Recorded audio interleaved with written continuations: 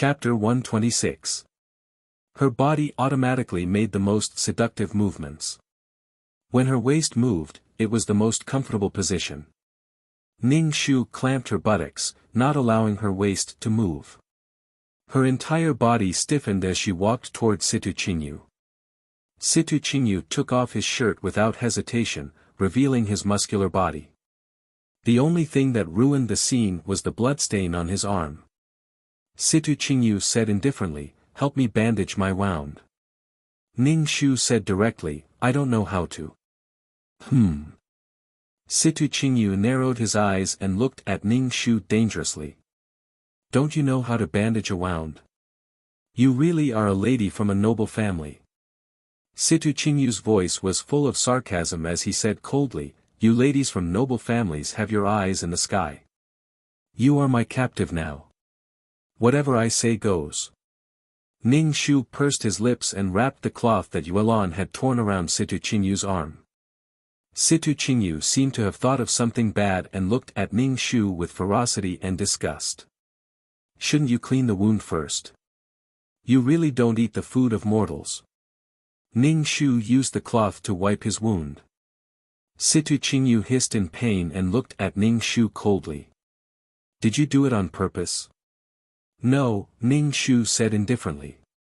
"Sure enough, you ladies from noble families are all whores." Situ Qingyu became irritable and his words became more and more unpleasant. Ding! Abuse points, 5, 2333's voice suddenly appeared in Ning Shu's head. Ning Shu was dumbfounded. What did she do? She was the one who was scolded by Situ Qingyu. How did she abuse him? Ning Shu was very confused, but his hands were not slow. After tying the cloth for Situ Qingyu looked at Ning Shu with a gloomy face. Ning Shu was confused. What was wrong with him? Situ Qingyu stood up. The muscles on his body were bulging, and his entire body was filled with the smell of hormones. "Get out!" Situ Qingyu growled at Yuelan in a low voice, and the whole room shook. Yuelan was so scared that she fell to the ground and looked at Ning Shu with tears in her eyes. "You can leave." Ning Shu Yuelan said calmly. "But miss, if this servant goes out, miss will face this barbarian alone." This servant is afraid that something will happen to Mississippi. Although Yuelan was afraid, she was still determined to stay and accompany Ning Shu. Yuelan shouted at Situ Qingyu, "Let go of my miss and come at me." Yuelan puffed out her chest as she spoke. Ning Shu was speechless. Scram! Situ Qingyu looked at Yuelan with killing intent. "Get out!" Ning Shu said. Yuelan left while crying. After Yuelan left, Situ Qingyu lowered his head and looked at Ning Shu. Ning Shu looked at him indifferently. There was a pair of scissors hidden under the sleeves of his deep robe. Ning Shu had secretly hidden the scissors when he was cutting the cloth. If Situ Qingyu really dared to make a move on her, Ning Shu would not hesitate to stab the scissors into his heart. So what if he was handsome?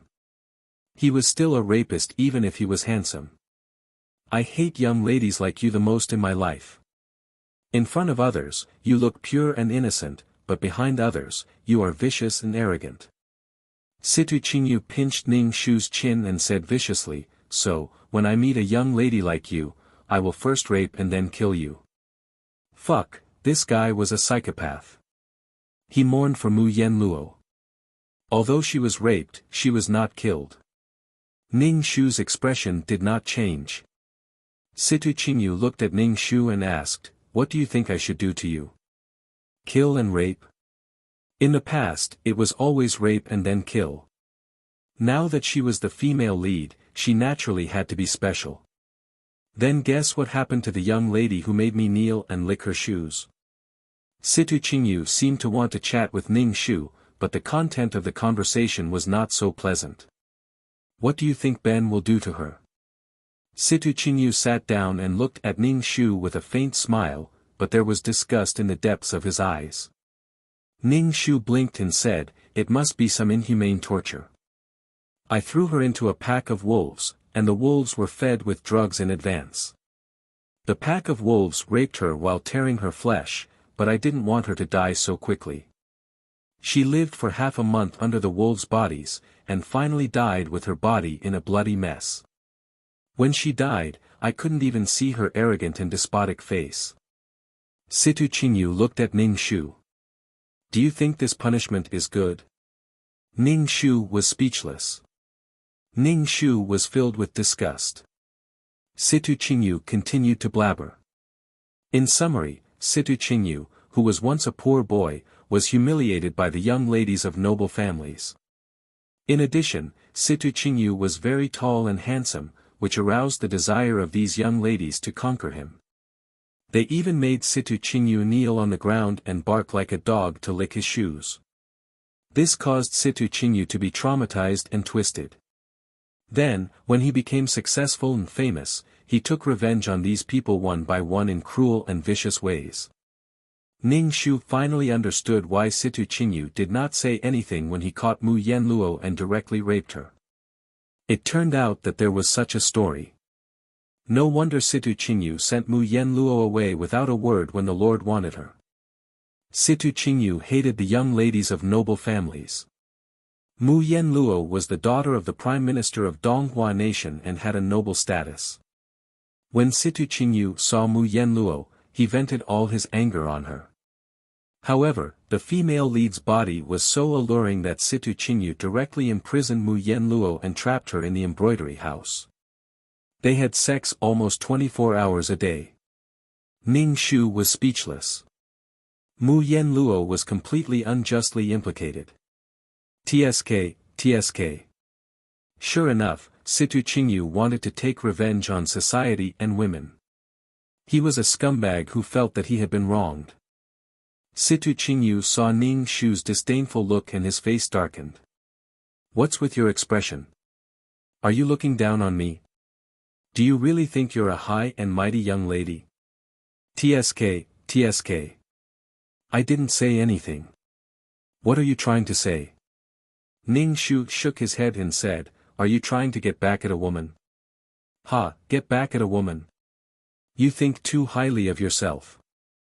I heard that you're the most beautiful woman in Donghua Nation. Let me think, what would it be like if the most beautiful woman in Donghua Nation were to be pleasured by me and end up as a promiscuous military prostitute? Situ Qingyu's voice was filled with doubt, but he looked at Ning Shu with malicious eyes. What a perverted lunatic. Ning Shu said expressionlessly, How would I know what it would be like? Try it and you'll know. Situ Qingyu's voice was very evil. He looked at Ning Shu with naked desire and malice. Chapter 127. When Ning Shu saw Situ Qingyu's expression and the deep desire in his eyes, she knew what this guy wanted to do. Not to mention this mission, even Ning Shu herself did not want to roll around with such a lunatic. What do you want to do? Ning Shu looked at Situ Qingyu coldly with a murderous look in his eyes. Situ Qingyu met Ning Shu's eyes and said sarcastically, Don't look at me with such a high and mighty look. Do you believe that I will dig your eyeballs out? Those bitches looked at me like that and they will never be able to see again. TSK, what a sensitive pervert. Why are you asking me? What can a man and a woman do in a room? Situ Qingyu said evilly. You will be fucked by me like a bitch. Ning Shu was speechless.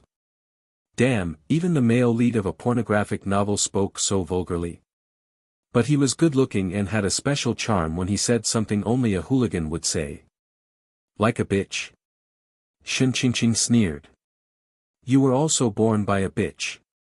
This idiot hated women so much that he wanted to exterminate them. You have a sharp tongue. I will let you know that you will not have a good ending if you anger me. Situ Qingyu bared his teeth, which reflected a white light. The entire Prime Minister's mansion is my people. Do you think you can escape? Do you think you are invincible just because you have a secret guard? Ning Shu lifted his chin slightly and looked at Situ Qingyu proudly. He said disdainfully, You are just like a bug. You are amazing after climbing to a high position.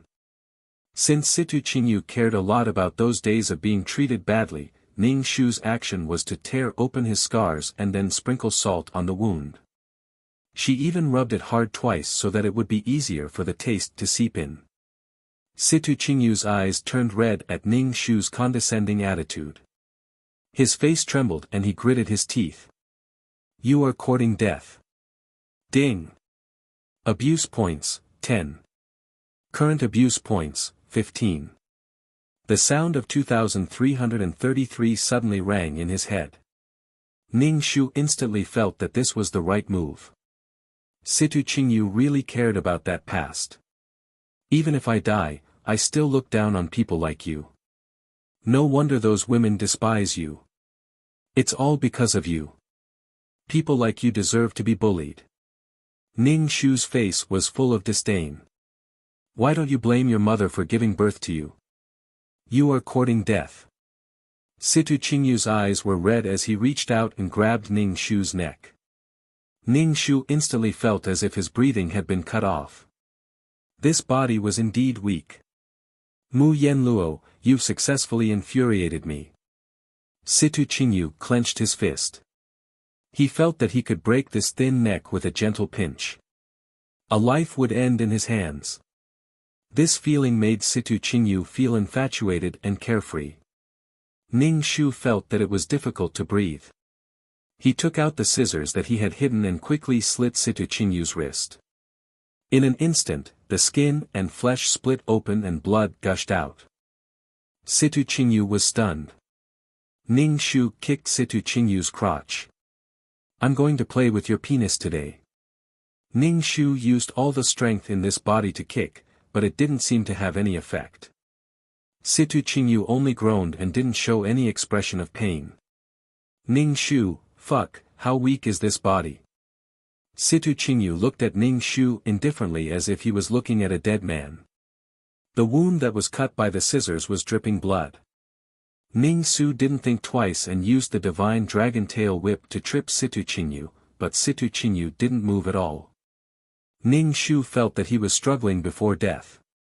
Fuck, her fighting skills were completely useless. It was all because of this body. It was so weak. I've decided. I won't kill you. I want to see how you noble ladies will look when you fall in love with me. Crying and begging for pleasure.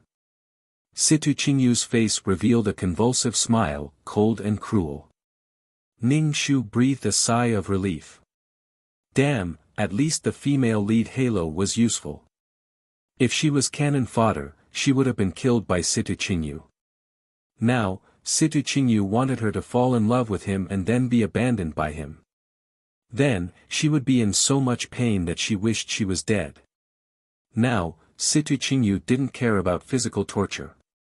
He wanted to torture his opponent mentally. Ning Shu immediately raised her chin and said, why would this lady like a lowly person like you? Are you kidding? You're just a bug. Ding, abuse points 5. Current abuse points 20. Ning Shu, huh? 2333 came out to make her presence known again. Damn it, she did not even make a sound when Situ Qingyu grabbed her by the neck just now.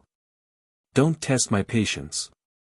Situ Qingyu clenched his fist quietly. His hand that was cut by Ning Shu bled even more, forming a pool of blood on the ground. Situ Qingyu snorted coldly and turned to leave. When he reached the door, he kicked it, and the other door also fell to the ground. As soon as Situ Qingyu left, Ning Shu's entire body relaxed. She moved her neck. Fuck, it was so painful from Situ Qingyu's grip. However, not being raped by Situ Qingyu was her greatest achievement. At least she got 20 abuse points. These abuse points were just rubbing salt on the wound. There were 7 hardships in life: birth, old age, illness, death, resentment, separation, and not being able to get it. There was nothing more painful than not being able to get it. Situ Qingyu wanted her to fall in love with him and then torture her. Ning Shu was going to give him a taste of his own medicine. The problem was, Ning Shu had no idea how to do it. 2333, are you there? Can you give me some advice? Shen Qingqing asked. How do I make Situ Qingyu fall in love with me? After you have sex with him, he will naturally fall in love with you, 2333 said. Ning Shu was speechless. What was the female lead's body? Could men fall in love with her after having sex? Was it a masterpiece? Ning Shu gave up on this plan. She was not suitable for seducing others. Besides, wasn't this cheating on their feelings? Ning Shu did not have any feelings for these men. Why would she hurt herself by seducing these men? She might as well find a sore spot and step on it with all her might. Then, the abuse value would go up. For example, Situ Qingyu was arrogant and self-abased. He cared most about women looking down on him, so Ning Shu used all her strength to mock him. Miss, are you okay? I'm so sorry. Yulan wailed as she ran into the room. She saw Ning Shu sitting on a stool with her legs crossed, as if nothing had happened. Yulan thought that when she walked in, she would see a messy and torn piece of clothing. Then, the young miss would lie on the bed with nothing left to live for. It was completely different from what she had imagined. Yulan's wailing stopped immediately. She was like a duck being strangled. Chapter 128. Yulan was dumbfounded. Ning Shu asked, Miss, are you all right? What do you think happened to me? Ning Shu said angrily. Yulan's face suddenly showed an expression of relief. She patted her chest and said, It's good that Miss is fine. It's good that you are fine. Ning Shu said, Let's go get something to eat. I'm a little hungry. Miss, everything in the Prime Minister's mansion has been taken away. There is no food in the kitchen at all. Yulan said with a sad face. Yulan was a girl of 13 or 14 years old. She had a baby face. When she held her face, her whole face wrinkled into a thin bun. Situ Qingyu was really ruthless. Did he want to starve her to death? Then let's go to a restaurant. Ning Shu waved his hand, looking very heroic. I'll take you to eat something delicious. Yulan looked at Ning Shu with a bitter face. We are surrounded by guards in all directions. We can't even leave the embroidery building. Ning Shu was speechless. Ning Shu picked up the spoon hanging on his chest without thinking. However, his chest was too big. Ning Shu took off his clothes and took out the whistle from his deep cleavage. In his previous life, Ning Shu did not expect to have such a big chest. He felt that he had no regrets in life. Ning Shu blew the whistle. It was melodious and very pleasant to listen to. After blowing for a long time, Ning Shu's cheeks were sore, but the secret guards did not appear. Ning Shu was speechless. Did this guy run away? He was definitely not reliable. What should he do now? Was he going to starve to death? Ning Shu and Yulan looked at each other. Ning Shu coughed and said, Is there a dog hole nearby? Let's go out and look for food. Yulan looked at Ning Shu and said hesitantly, Miss has a precious body, how can you crawl through a dog hole? It's fine. Your miss can do anything. Isn't it just going through a dog hole? Ning Shu said without a care. As long as he could achieve his goal, there was nothing he couldn't do. Miss, this servant is a pitiful Mississippi.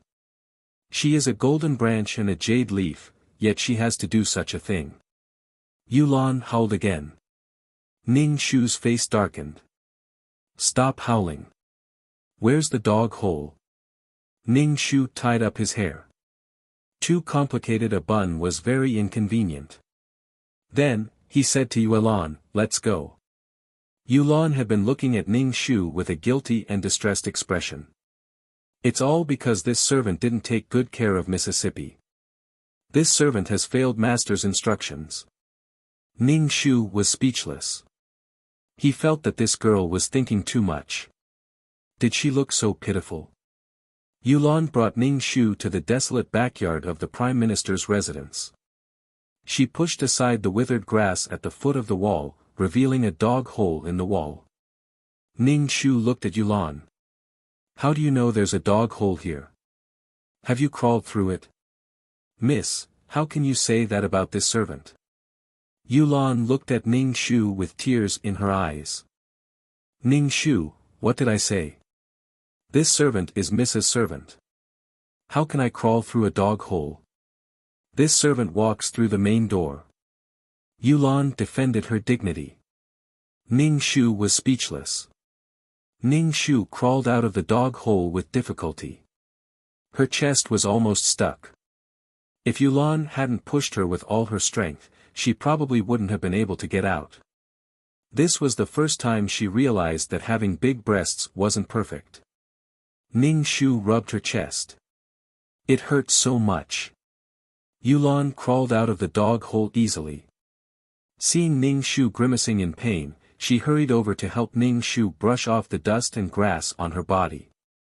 Miss, why do you have to humiliate yourself like this? Master will be heartbroken if he finds out, Yulan said. Ning Shu didn't care at all. How was this humiliating? Mu Yanluo in the plot was the one who was humiliating herself. She humiliated herself, and men humiliated her too. Moreover, it wasn't a man. Look, this is the noble and beautiful miss of a big family. How does it feel to crawl through a dog hole? Situ Qingyu's voice suddenly rang out. Ning Shu looked around but didn't see Situ Qingyu anywhere. Miss, he's up there. Yulan's teeth were chattering. Ning Shu looked up and saw Situ Qingyu standing on the wall in a blue robe. His long hair fluttered in the wind and he looked very pretentious. Ning Shu brushed his messy hair and said indifferently, "It feels very convenient." Very good. Humph. Situ Qingyu snorted coldly. Then, he opened his arms and flew in front of Ning Shu. He really looked like a birdman. Ning Shu took a step back. Situ Qingyu stood in front of Ning Shu and said coldly, "You're very bold. How dare you sneak out of the mansion without my permission? Tell me, how should I punish you?" Ning Shu pulled Yulan back a step and said, "Rape first and then kill first and then rape." Situ Qingyu's face twitched. He said in a low voice, "In your heart, I'm a big sex fiend." Ning Shu nodded without hesitation. "You're definitely the perverted sex fiend." Situ Qingyu sneered. "If I don't do anything, I'll be unworthy of this title." As Situ Qingyu spoke, he reached out to grab Ning Shu. Ning Shu shouted, "Look at my hidden weapon." Bah! Ning Shu directly spat at Situ Qingyu's face. Then, he pulled Yulan and quickly ran away. Situ Qingyu moved his body slightly and dodged Ning Shu's hidden weapon. His eyes were red as he watched Ning Shu run away. "Miss, please stop. I can't run anymore." Yulan looked like she was about to stop breathing. Ning Shu stopped and panted. He looked around and did not see Situ Qingyu's figure chasing after him. "Miss, it's really been hard on you." Yulan had not recovered from Ning Shu's fierce spitting. "Miss is gentle and noble. Now, you've become like this. Master will be so heartbroken if he knows." "Alright, don't be heartbroken. Where are we going to eat now?" Ning Shu saw the buns in the bun shop's drawer and drooled. "Boss, give me 2 steamers of buns." Go, beggars, get lost." The boss of the bun shop drove Ning Shu and Yulan away. Yulan immediately raised her eyebrows. "How dare you be so rude to my Mississippi? If you don't get lost, I'll beat you to death, beggars." The boss of the bun shop unceremoniously roared at Ning Shu and Yulan. His attitude was as bad as it could be. Ning Shu was puzzled. She was now the female lead. Wherever she went, there would be people helping her. Why was the boss of the bun shop so fierce to her? Why did it feel like they had a grudge? "Do you know who our miss is?" Yulan wiped the dust on Ning Shu's face with a handkerchief. She pushed her hair aside and showed Ning Shu's face. She asked the boss, look clearly who our miss is. The boss of the bun shop widened his eyes and said, I don't care who you are. Buy buns if you have money. Get lost if you don't. Ning Shu was speechless. Forget it. Let's go. Ning Shu looked at the increasing number of people around them. The female lead had a constitution of accidents. Something would happen wherever she went and then attract attention. Chapter 129. Ning Shu didn't want to fight to the death with this bun shop owner. It was completely meaningless. There was more than one bun shop. However, Yulan acted as if the bun shop owner had dug up her ancestral grave. She fought with the owner and insisted on defending her dignity as a young lady. Ning Shu didn't know whether to be moved or to knock her out and drag her away. You two thieves, how dare you steal my buns and yell at me, little beggars. The bun shop owner looked at Ning Shu and Yulan, the two women. She rolled her eyes and slandered Ning Shu and Yulan for stealing her buns. Yulan's eyes widened. You're talking nonsense. When did the young lady and I steal your buns? Shame on you. Ning Shu still didn't know what this shop owner was thinking. Ning Shu was a pig. Ning Shu thought about whether she should sit on the ground and cry. What's going on? A dignified and domineering voice sounded. When Ning Shu heard this voice, her whole body trembled. A person who even had background music when he spoke was definitely the male lead. Ning Shu looked in the direction of the voice with a pair of myopic eyes. She saw a man with a feathered crown sitting on the back of a horse. He was wearing a brocade robe and a translucent white jade pendant on his waist. He held the reins in his hand. He was a still picture of a handsome man. He was handsome and well-dressed, elegant and distinguished. This humble one greets the regent. The bun shop owner immediately knelt on the ground and kowtowed to the regent. The prince regent was that prince. Ning Shu was speechless. She was really unlucky. She just came out to get some food. She didn't even take out the money and the bun shop owner chased her and Yulan away. She even called them little beggars and accused them of stealing buns. Now that she met this prince, Ning Shu guessed that the next plot should be a hero saving the damsel in distress. The regent Luo Junyan. What's going on? Luo Junyan turned over and dismounted from the horse. His movements were noble and elegant. When Yulan saw that someone was in charge, and that this person's status was not low, she quickly said, this snobbish boss wrongly accused this servant and young miss of stealing her buns. Miss? Luo Junyan looked at Ning Shu, who was filthy and had messy hair. Which family are you from? My miss is. Yulan wanted to speak, but Ning Shu covered her mouth. Ning Shu coughed and pinched his neck. I'm not a Mississippi. Ning Shu not only raised her voice, but also looked at Luo Junyan with a pair of myopic eyes. Since she was already so unkempt, she might as well pretend to be a little beggar. If she had a pair of clear eyes, wouldn't she be exposed? We'll be leaving first. Ning Shu pulled Yulan and hurriedly left. Wait a minute. Luo Junyan stopped Ning Shu and said, you haven't even gotten to the bottom of this matter. Are you willing to bear the crime of theft? Ning Shu wanted to say that she didn't care at all. She didn't steal any buns at all. The male lead was really too free to care about the buns. The attraction between the male and female leads was undeniable. The plot always brought them together. Tell me, did the two of them steal your buns? Luo Junyan looked at the bun shop owner indifferently. Under Luo Junyan's aura, the owner trembled and couldn't even speak clearly. Ning Shu completely understood. This bun shop owner was the NPC that allowed her and Luo Junyan to meet, the NPC that allowed Luo Junyan to save the damsel in distress. Ning Shu's heart went numb. The plot was indeed powerful.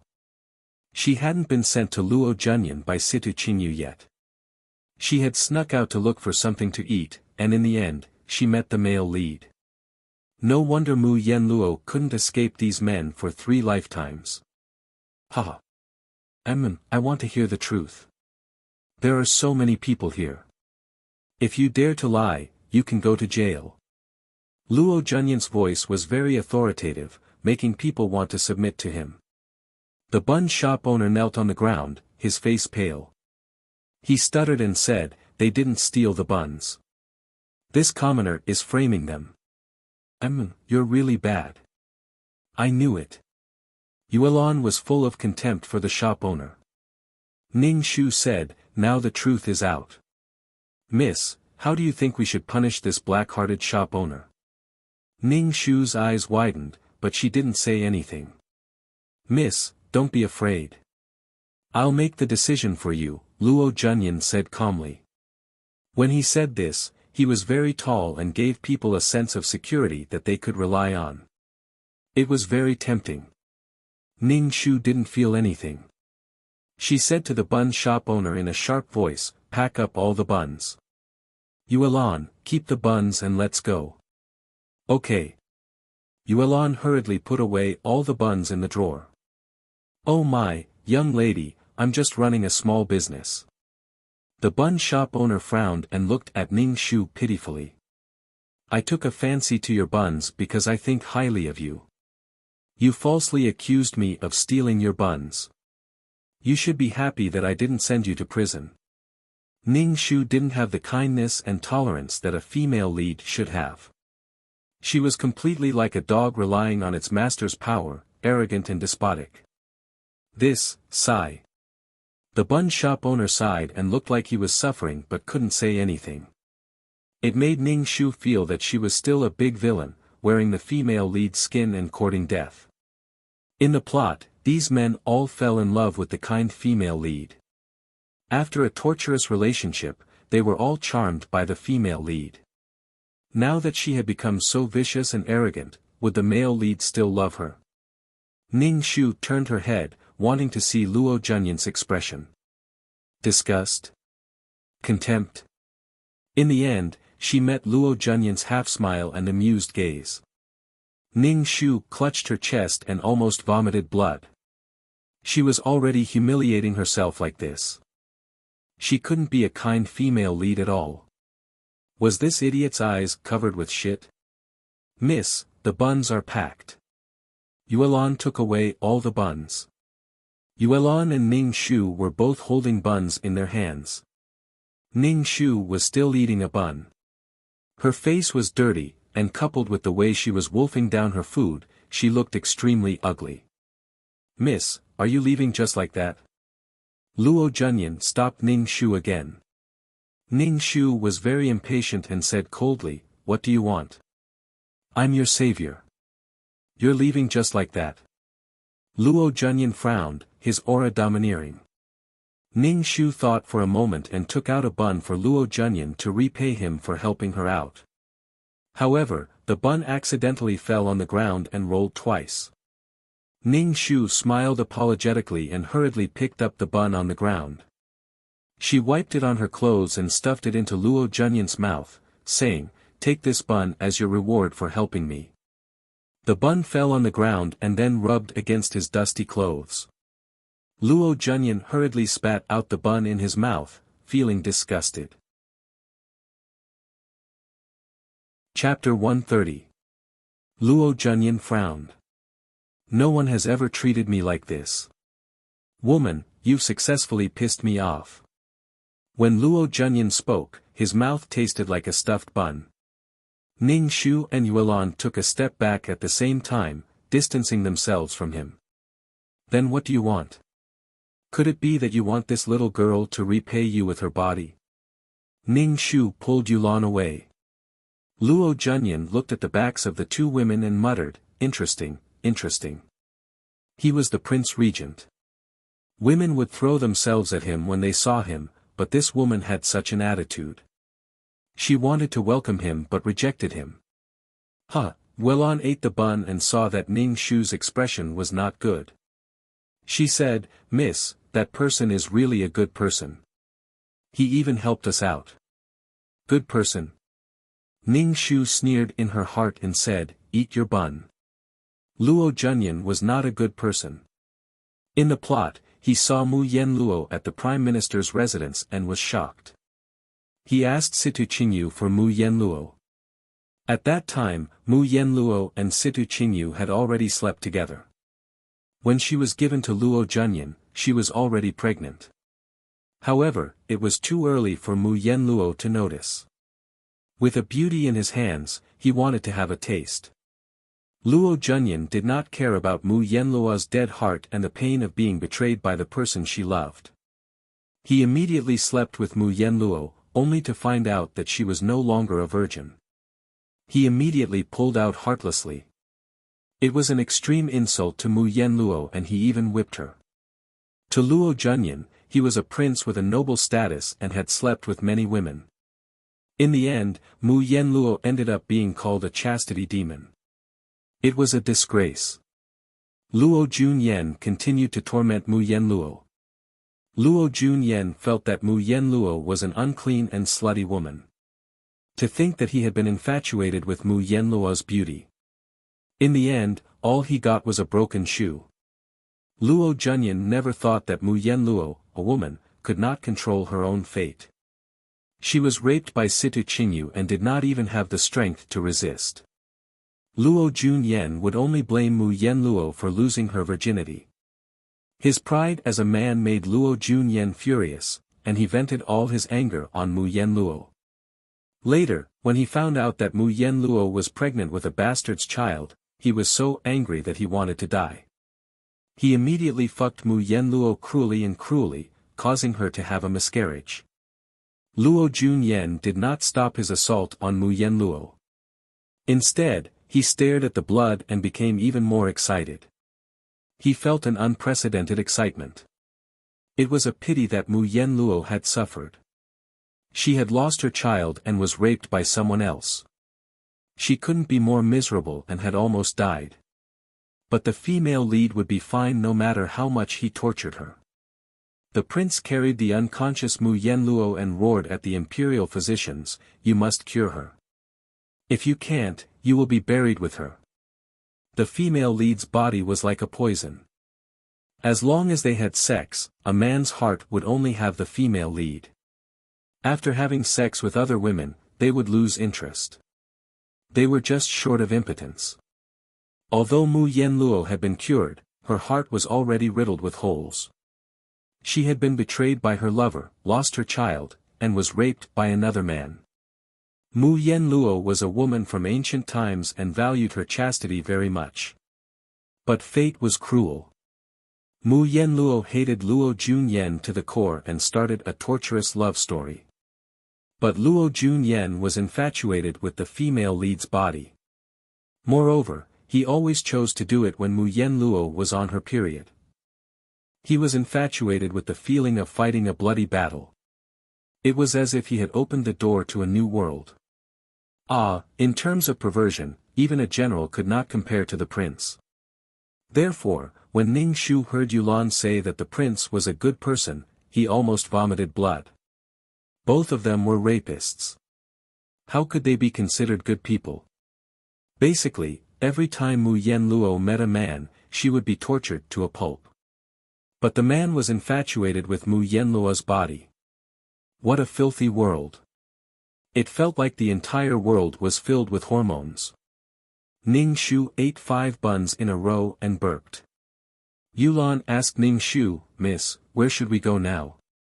"Go back." Ning Shu hammered her chest. Damn it, she felt like she was choking on a bun. She had to hurry back to the Prime Minister residence to drink water. Yulan looked at Ning Shu in astonishment. "Miss, we managed to escape with great difficulty. Why do we have to go back? Miss is born with a countenance as beautiful as a flower and as beautiful as the moon. Going back is like entering a wolf's den. This servant is determined not to let Miss return." Ning Shu said, your miss feels very thirsty. Let's go back to the Prime Minister residence to drink water. Yulan sighed in melancholy and followed Ning Shu back to the Prime Minister residence. If I had known that Miss had suffered so much, this servant would have advised Miss to leave with Master. Ning Shu thought that even if she left with Prime Minister Mu, they would still be separated. The sound of horse hooves mixed with neat footsteps came from afar and sounded on the street. Ning Shu was slightly dazed and saw Situ Qingyu riding a horse with a group of soldiers behind him. Situ Qingyu sat on the horse and looked down at Ning Shu. Seeing that Ning Shu had a lot of buns in her arms, he waved to the guards behind him and said indifferently, "Send this general's captive back." Immediately, several imperial bodyguards prepared to step forward and capture Ning Shu and Yulan. Ning Shu's tiger-like body immediately trembled as she unruly and tyrannically shouted, "Are you blind? You actually dare to touch this young miss? Do you believe that this young miss will chop off your hands? That's right. Are you blind?" Yulan immediately chimed in. After being yelled at by Ning Shu, the guards did not dare to go forward to capture Ning Shu for a moment and looked at Situ Qingyu. When Situ Qingyu saw Ning Shu's arrogant and despotic look, disgust flashed in his eyes. His tone was mocking and teasing. "Miss Mu, do you want to ride with this general?" As Situ Qingyu spoke, he extended his hand and invited Ning Shu to get on his horse. Ning Shu must be out of her mind to ride on the same horse as this person. Ning Shu said indifferently, "This miss will walk on her own." Ha ha ha. Situ Qingyu smiled indifferently. "In that case, you can run with the group. Aren't you very fast? What if you can't keep up with the group?" Situ Qingyu pointed at Yulan. "This girl beside you will become a military prostitute." Mississippi, Yulan's voice trembled as she looked at Ning Shu with tears in her eyes. Ning Shu immediately said, "Don't worry, your miss can keep up with the group. It's fine. Men, tie her up." Situ Qingyu smiled at Ning Shu, revealing his white teeth. "This general will personally lead her." Ning Shu was speechless. What was wrong with her? A guard took out a rope and tied it around Ning Shu's wrist. He tightened it and tied a knot before handing the other end of the rope to Situ Qingyu. "You can run behind this general. If you can't run fast enough, this general can only drag you along." "That would be a pity for your porcelain skin," Situ Qingyu said indifferently as if he was saying that the weather today was not very good. Chapter 131. When Ning Shu heard that this bastard was going to drag her along, she ran behind with her own 2 legs. If she couldn't run fast enough, she would be dragged along. If she rubbed against the ground, she might even lose her life, not to mention her skin. This was definitely revenge for her spitting on him. As a general, being spat on, even with Situ Qingyu's overflowing self-esteem, he would still kill her. She was wrong. How could Luo Junyan compare to Situ Qingyu's perverted personality? There was always someone better. Situ Qingyu's mentality was definitely more twisted than Luo Junyan's. "It's not too late to beg for mercy, Miss Mu. You don't seem to realize your status. You're no longer the daughter of the high and mighty Prime Minister, but my captive. I can decide your life and death, so don't do anything that makes me unhappy." Situ Qingyu's pupils trembled slightly. It was obvious that he was not as calm as he appeared to be. He was probably angry inside. Ning Shu hated this man to death. So what if he was capable? He only knew how to bully women and children. What was so great about him? Ning Shu called out to 2333 in his heart. 2333, give me a gun. I want to kill this bastard. Ning Shu, moi, you have a gun. 2333's voice rang in Ning Shu's head. Ning Shu was very happy. Then give it to me quickly. I can't stand this bastard. Sure, 2000 points. You don't have any points, so you can't exchange for it, 2333 said directly. Ning Shu gritted his teeth and said word by word, I'll pay on credit. Sorry, you can't use firearms or similar firearms. If you take out something that transcends time, it will cause chaos in space and affect the stability of the entire plane. 2333 guided him patiently. Your role is to repair the plane, not destroy it. Understand? Understand your ass. Ning Shu almost vomited blood. Ning Shu wanted to ask 2333 about other things, but suddenly a voice rang out. General Situ, what are you doing? When Ning Shu heard this voice, he immediately curled his lips. However, Yuelan who was beside him was happy. Ning Shu said excitedly in a low voice, Miss, it's that prince from before. We are saved. Ning Shu glanced at her. You're too naive. Luo Junyan rode over. Seeing Ning Shu's hands tied up, he raised his eyebrows and asked Situ Qingyu, what did she do? Greetings, Your Highness. This female slave is my captive. She sneaked out of the residence and I've captured her, Situ Qingyu said to Luo Junyan in a manner that was neither servile nor overbearing. Luo Junyan narrowed his eyes slightly and said lightly, since she is a female slave, how about you give her to me? His Majesty has just conquered Donghua Nation. It is time to pacify the people. General, you should not do such a cruel thing. Just give her to me. A murderous aura suddenly surged from Situ Qingyu's body. He was like a hedgehog that had encountered danger. The spikes on his body stood up. This is my female slave. I have no intention of giving her to you, Your Highness. Luo Junyan frowned imperceptibly. A huge sense of loss surged in his heart. Suddenly, he wanted this female slave very much.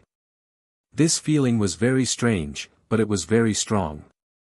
In addition, Situ Qingyu's attitude towards him was also very noble. He, Luo Junyan, was the regent. This butcher who only knew how to kill dared to disrespect him. This made Luo Junyan lose face. All the more he wanted this female slave. Ning Shu watched from the side. He thought that she was going to be disfigured. In the end, Luo Junyan jumped out. As expected, the female lead was blessed with luck. Her body was her capital. Without this seductive body, how could she be the female lead? Situ Qingyu refused to budge. Luo Junyan was even more frustrated. He wanted to grab Ning Shu and leave. However, when he saw the guards behind Situ Qingyu, Luo Junyan calmed down and said coldly, since General Situ is unwilling to give her up, then forget it. After saying this, Luo Junyan felt even more disappointed. This feeling made him very uncomfortable. This feeling was very sudden and made him very uncomfortable. It seemed that this feeling would not disappear after he got this female slave. Are you willing to go with me? Ning Shu asked. Situ Qingyu also looked at Ning Shu. Situ Qingyu pursed his lips and looked at Ning Shu with red eyes. Ning Shu also had a voice in his heart telling him to go with this prince. This prince would protect her. Go with him. He was a good person. He even helped to teach the greedy bun shop owner a lesson. Ning Shu's heart skipped a beat. This was the plot. From the Prime Minister's residence to the Prince's residence. There was a slight change in the plot. Situ Qingyu did not hand her over to Luo Junyan, but gave her the choice. Deep down, he wanted her to go with the prince. Ning Shu sneered in his heart. You want me to go with Luo Junyan? I will not go with him. Ning Shu said, I am the general's female slave. Of course, I will follow the general. Situ Qingyu and Luo Junyan were stunned. Situ Qingyu's face flashed with surprise. He thought that Ning Shu would go with the regent. Disappointment appeared on Luo Junyan's face. He wanted to say something, but Ning Shu said directly, I am the general's woman in life and the general's ghost in death. Situ Qingyu's eyes trembled. He was more confused. Luo Junyan's face was cold. He pulled the reins and turned to leave. He even turned back to look at Ning Shu. His gaze was strange.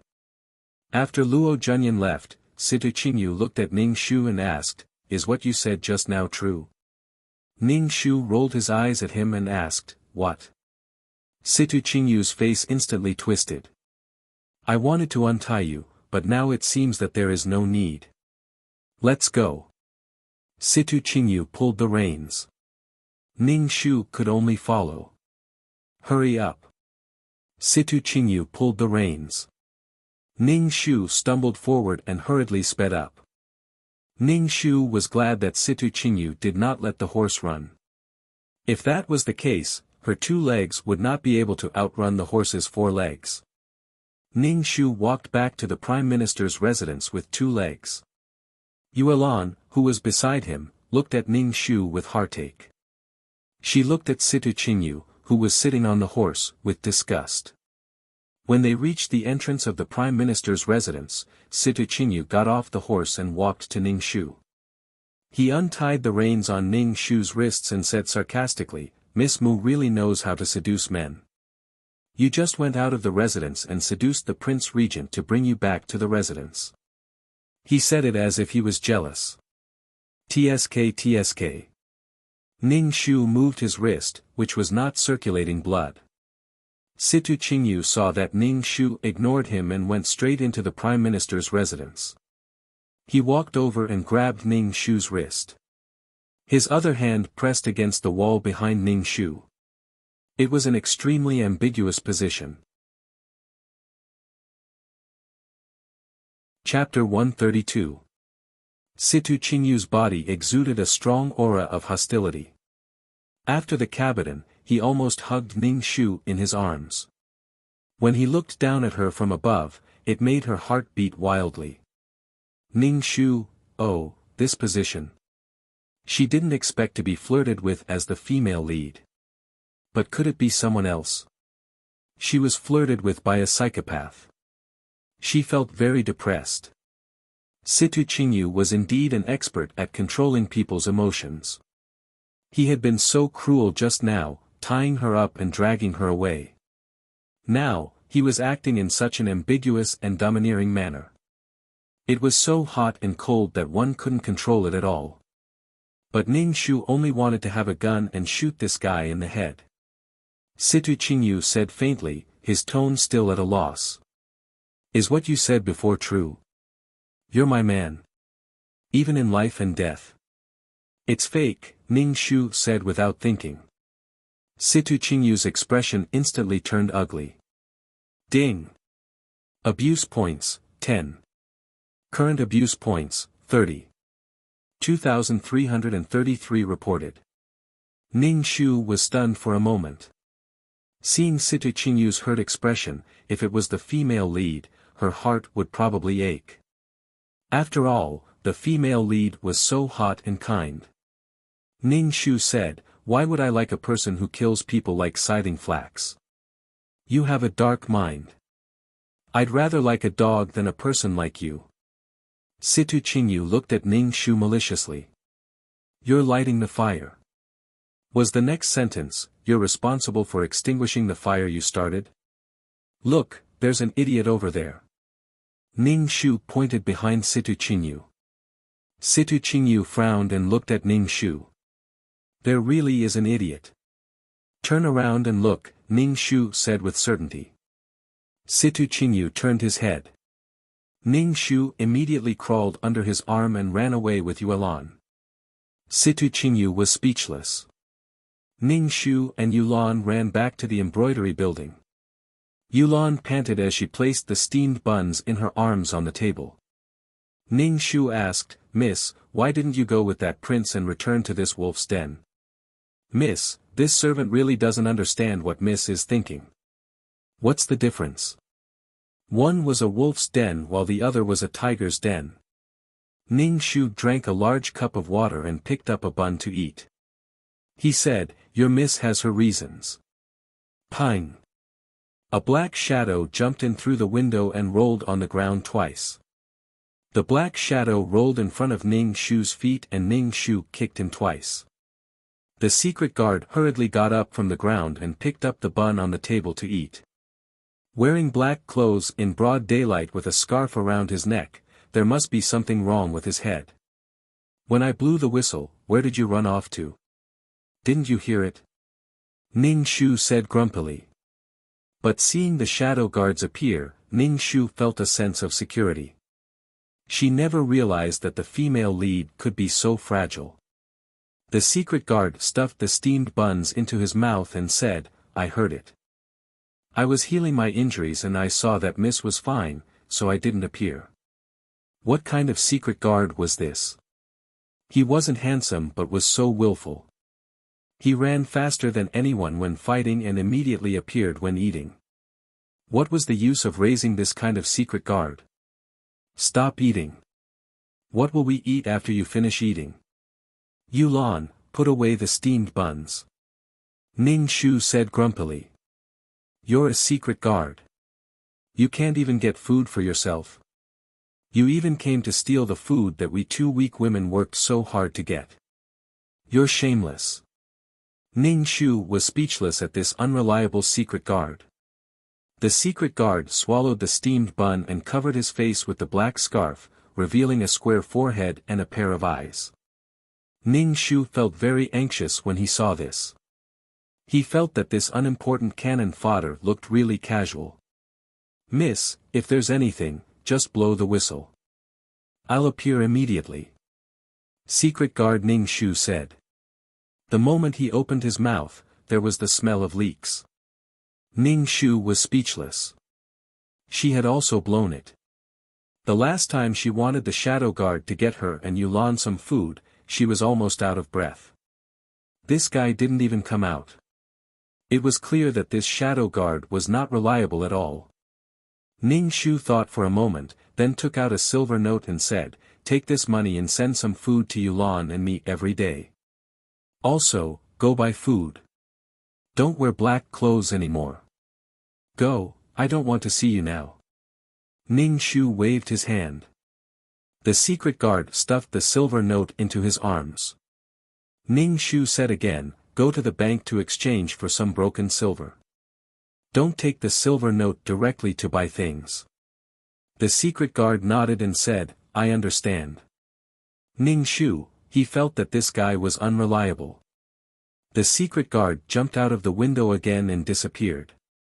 In the evening, Situ Qingyu came over and prepared a large table of delicacies for Ning Shu. Ning Shu was vigilant. One who was unaccountably solicitous was hiding evil intentions. After eating it, would he want to roll around with her? Bah, this old lady despises you. What haven't I eaten before? Situ Qingyu looked down at Ning Shu and said as if he was giving alms, this is the food I prepared for you. Throw away your steamed bun. Ning Shu shook her head. I still like steamed buns. I used to eat too many delicacies, but now I've changed my taste. I like to eat steamed buns. Situ Qingyu sneered. Is it because of the regent that you like steamed buns so much? I heard that the regent helped you out, so you like to eat steamed buns now. Ning Shu, this brain hole, this logic, no one else, she ate steamed buns purely because they were free. When Situ Qingyu saw Ning Shu's silence, it was obvious that she had acquiesced to his words. His eyes turned red and he roared, Mu Yanluo, how dare you look down on this general? You have to eat today whether you want to or not.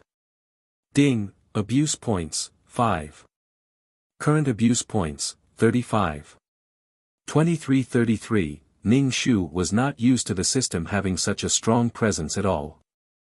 The previous system was silent from beginning to end, but the updated system kept popping up from time to time, which annoyed Ning Shu to no end. As if sensing Ning Shu's annoyance, 2333 felt wronged and said, I'm letting you know the progress of the mission. How can you dislike me so much? I'm so sad, sob sob sob. Ning Shu heard the system's cries and shuddered. Fuck, this system is so cheap. Ning Shu basically did not do anything, and then the abuse points reached 35. These abuse points were all caused by Situ Qingyu's own self-abuse. He was sensitive and had an inferiority complex. Any action could make Situ Qingyu feel uncomfortable, and any action could touch the darkness in his heart. TSK, TSK, TSK. Sure enough, he couldn't be the male lead if there was nothing wrong with him. Ning Shu raised her chin and looked at the dishes on the table. She said disdainfully, "This is nothing. I used to eat these every day, and I've long been sick of them. Now that you're taking these out, it's a disgrace." Situ Qingyu's face was livid. He looked at Ning Shu and said maliciously, "Every time I see you acting so high and mighty, I want to trample on your pride and make you crawl under my feet." He had an inferiority complex, but he couldn't bear to see others being proud. Chapter 133. In the end, Situ Qingyu was so angry that he flipped the table. The dishes and plates on the table fell to the ground. Broken porcelain and all kinds of vegetable soup were mixed together. It was a mess. Damn, so what if you're strong? I can still flip the table if I master a peerless martial art. Guard this courtyard well. Don't send food inside. Situ Qingyu roared at the guard at the door, then turned to Ning Shu and said coldly, "Since you don't want to eat, don't eat in the future." Ning Shu snorted proudly and looked at Situ Qingyu with contempt and pity. Situ Qingyu's aura became violent and he said maliciously, "You don't want your eyes anymore. How dare you look at me like that?" Situ Qingyu sneered and said, "It said that you can get a woman's heart if you get her body. Don't be so proud now. When I get on top of you, you'll cry and beg me to get on top of you." Ning Shu was speechless. Situ Qingyu walked toward Ning Shu with lust in his eyes. Obviously, he wanted to rape Ning Shu. Ning Shu looked at Situ Qingyu without changing his expression and said indifferently, "You smell like leftovers." When Situ Qingyu flipped the table just now, the soup spilled on him. Situ Qingyu's face was livid. "Mu Yenluo, you've challenged my patience time and time again. I'll make you pay the price." With that, he turned and left. Ning Shu curled her lips. She was really an extremely arrogant person, but at the same time, she was also an extremely self-abased person. Situ Qingyu didn't let anyone send food to the embroidery building. Sure enough, no one sent food in for several days. Ning Shu and Yuelan ate steamed buns every day. Sometimes, the square-faced shadow guard would bring in some food. Ning Shu's life was comfortable. Situ Qingyu thought that Mu Yenluo would come back to beg him, but she didn't come for several days. Seeing Ning Shu alive and kicking, Situ Qingyu sneered. This woman still had a shadow guard. Situ Qingyu said maliciously, "If I kill your secret guard, what will you rely on?" Ning Shu chuckled and refused to talk to the lunatic. Situ Qingyu's expression turned cold. "I really don't know what you're so proud of. You're no longer the Prime Minister's daughter or the noble lady of Donghua Nation. You're my captive, my slave. Your life is in my hands. What you should do now is to please me and offer me your body instead of disobeying me like this. The consequences may not be something you can bear." Situ Qingyu looked at Ning Shu from above. Ning Shu was speechless. He felt too good about himself. Situ Qingyu saw that Ning Shu was stubborn and wanted to force himself on Ning Shu. Ning Shu blew the whistle without hesitation. A shadow guard in black jumped in through the window. Situ Qingyu looked at the guard coldly. "If I don't kill you today, I won't be Situ." The two of them fought together. This time, the guard didn't run away first. Instead, he fought with Situ Qingyu and used his true abilities. It seemed that he was evenly matched with Situ Qingyu. "General, the regent is here. He's waiting for you in the front hall." The guard outside the door shouted to Situ Qingyu. Situ Qingyu was slightly stunned. The shadow guard took advantage of this and slapped Situ Qingyu. Situ Qingyu groaned and covered his chest. He wiped the blood from the corner of his mouth and looked coldly at the shadow guard and Ning Shu. Very good, very good. The shadow guard jumped out of the window and ran away. Situ Qingyu glanced at Ning Shu and turned to leave. Ning Shu patted her chest and said, I've finally dodged a calamity. Miss, let's get out of here. It's too dangerous. Yuelan said with a pale face. Ning Shu let out a long breath. After a while, a maid came over to Ning Shu and said, the general asked you to go to the front hall. His Highness wants to see you. The general said that you should dress sloppily. Luo Junyan wanted to see her. Dress sloppily? Yuelan, come and help me dress up. Make me as beautiful as possible. Ning Shu said to Yuelan. Yuelan immediately said, okay. Yuelan hoped that the regent could take her miss away from here. The maid heard Ning Shu's words and quickly said, the general said that you should dress sloppily and put some dust on your face. Ning Shu and Yuelan ignored her. Under Yuelan's skillful hands, Ning Shu looked at her own face. She was so beautiful that she didn't dare to look directly at it. Ning Shu felt that he was about to be mesmerized by this face. The maid looked at Ning Shu in a daze, then shook her head and said, you can't do this. The general will kill you. It's okay. Lead the way. Ning Shu clamped her buttocks tightly, not allowing her waist to sway. She walked towards the front hall elegantly. Ning Shu walked into the front hall. The atmosphere was not very good. Situ Qingyu's face was cold and Luo Junyan had a faint smile. The conversation between the two was very unpleasant. Seeing Ning Shu come in, Situ Qingyu and Luo Junyan were stunned. Situ Qingyu's face immediately darkened. He knew that the regent came for Mu Yenluo and told her not to stand out too much. But now, she was so beautiful. Cold and charming, with exquisite makeup. Situ Qingyu's heart was full of anger. He looked at Ning Shu as if he was looking at his prey, as if he would be torn apart by Ning Shu in the next moment. Luo Junyan looked at Ning Shu, his eyes full of amazement. His gaze was domineering and lingering, and there was a kind of determination in his eyes. He didn't expect this female slave to be so beautiful. She was really devastatingly beautiful. No wonder Situ Qingyu was unwilling to give her to him. Cough, cough. Do you still remember me? Luo Junyan asked. He walked in front of Ning Shu. There was a smell of ambergris on his body and a strong masculine aura that made people's hearts tremble. Ning Shu was now pretending to be noble and cold, but when he opened his mouth, his voice was extremely rough. Who are you? Luo Junyan was stunned when he heard such a coarse voice. He felt that it was too out of place. Such a beautiful person should have a soft and gentle voice. It was charming, affectionate, and melodious. What's wrong with your voice? Are you injured? Luo Junyan asked with a frown. Don't worry. I will heal your voice. Ning Shu raised an eyebrow and didn't say anything. Seeing that Ning Shu didn't speak, Luo Junyan said eagerly, have you forgotten? Bun, do you still remember Bun? We met at the bun shop. Ning Shu pursed her lips. When they were at the bun shop, she didn't have any image at all. How could Luo Junyan be so sure that it was her? Sure enough, he had taken a fancy to Mu Yenluo's beauty, but after getting her, he treated her like dirt, raped her, and sexually abused her.